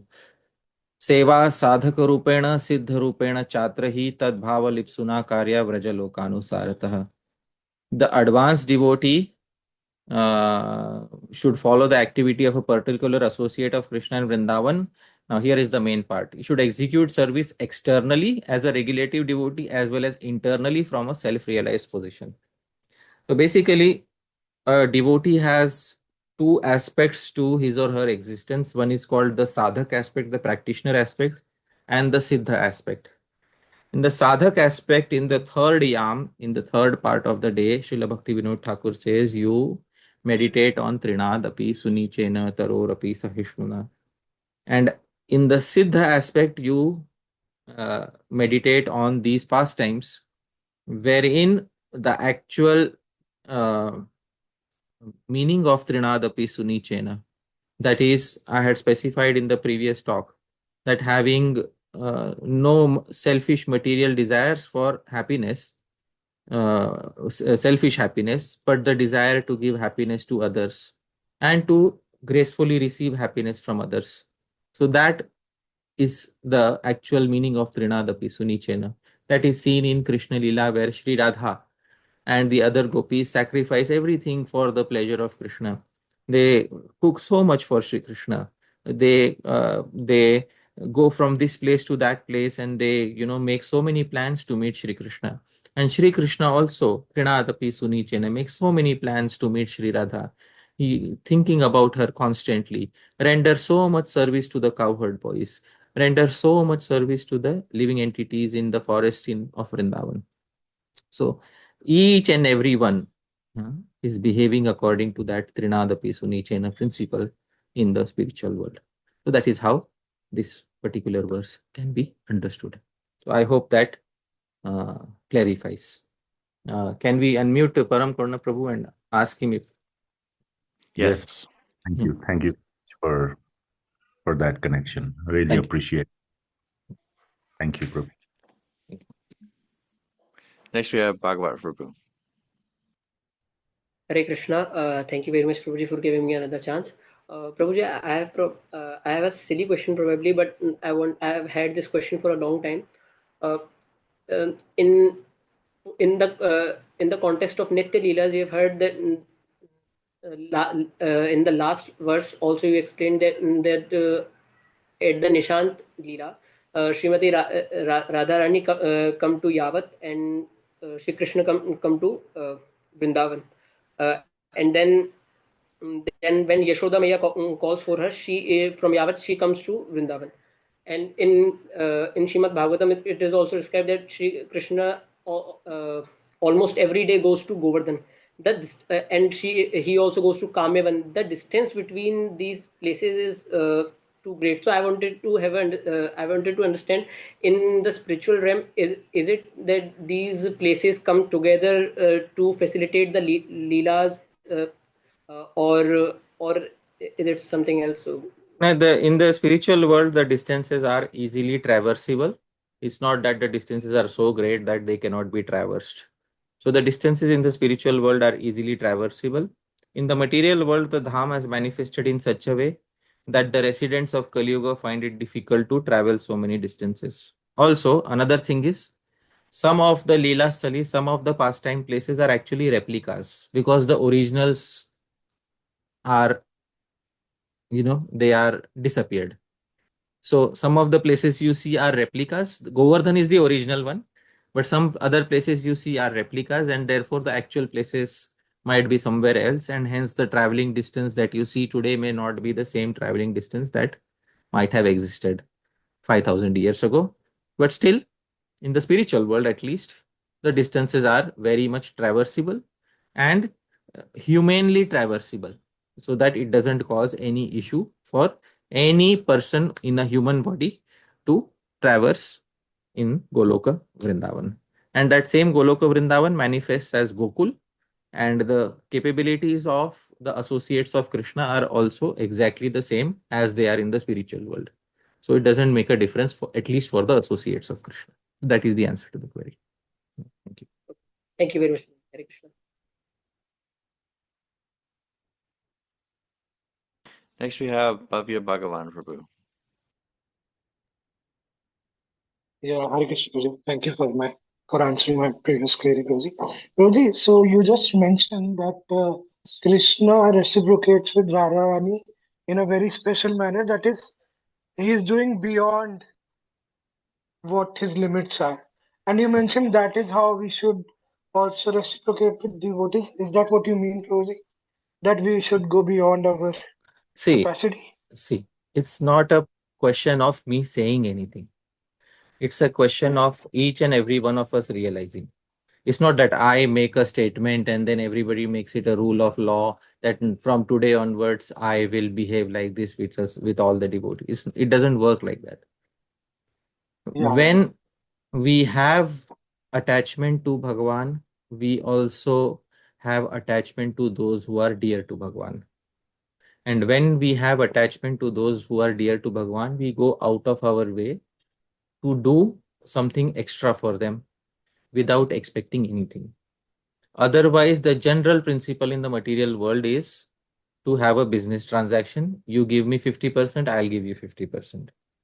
So that those business transactions stop working when we develop genuine affection for any particular individual. And that is when you know that something special exists, a bond of friendship exists, a bond of master and servant exists, a bond of a genuine husband and wife relationship as a Vaishnava exists. because the tendency of giving more is automatically present within us without the expectation of calculating each and every transaction. When that tendency is naturally present within us and we are not expecting, maybe the other person doesn't reciprocate on certain days, doesn't reciprocate at all. It doesn't diminish our tendency of giving our seva to that particular person. Okay. So this genuinely comes when we become We'll truly come back humble, to you, right? Prabhuji. We'll come back to you. Thank you very Yeah. much. Oh, we had someone who raised their hand a second ago. I guess they put it down. So we'll go to Devesh Agarwal, Prabhu. Hare Krishna Prabhuji, sorry मैं दोबारा आ गया. But my question is like we are told that chant and be happy, but the happiness part doesn't come along with very easily. Is Like this we are related to chanting. today's class? I guess it might go a little bit of sidetrack, but We just want to focus questions on today's class. okay. So Prabhu, if it is related to some previous class, then you can put it in the Q&A group, or if it is not related to any previous class, then you can perhaps ask me on email or something like that. Okay. Email. Yeah, you can ask in the group. I'll personally send you. Okay. Okay. Thank you. Next, we have Bhavya Bhagavan Prabhu. Yeah. So Broji, so that genuine attachment and genuine reciprocal mood comes when we truly become humble, right? tṛṇād sunīcena. Yeah. The symptom of becoming tṛṇād sunīcena is that amāninā, stop expecting selfish happiness from the world. Mānadena, give respect to others according to their position and don't expect anything in return. And give much more than what you receive. In general, this is a very good way of living a Vaishnava life. Unconditionally, if we can give much more than what we receive. And I'm not saying this as an injunction. If this is an innate feeling that we have, that I wish to give much more than what I receive. If we have arrived at that realization, we have arrived at the position of being a Vaishnava, because our heart is aching for the seva of others much more than it is aching for receiving seva from others. And that is a very good Vaishnava who lives his or her life in this way. Right? Yeah. Thank you. Thank you, Prabhuji. Thank you. Hare Krishna. Next, we have Devesh Agarwal Prabhu.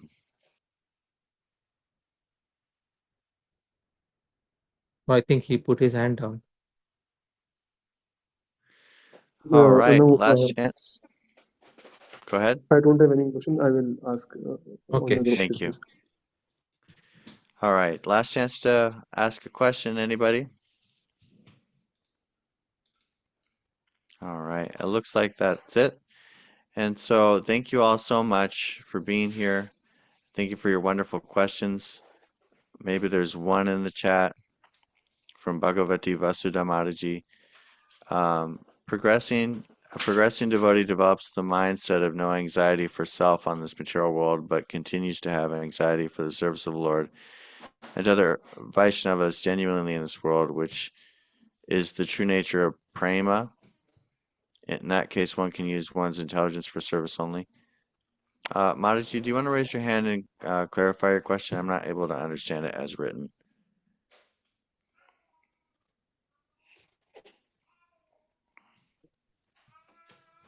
Right. Yeah. Next, we have Bhagavati Vasudha Mataji. Yeah. Hare Krishna Prabhu, Dāmeśvara Pranam, Prabhupada ki Jai. Thank you, Prabhuji, for this very, very wonderful class regarding the mode of service and prema.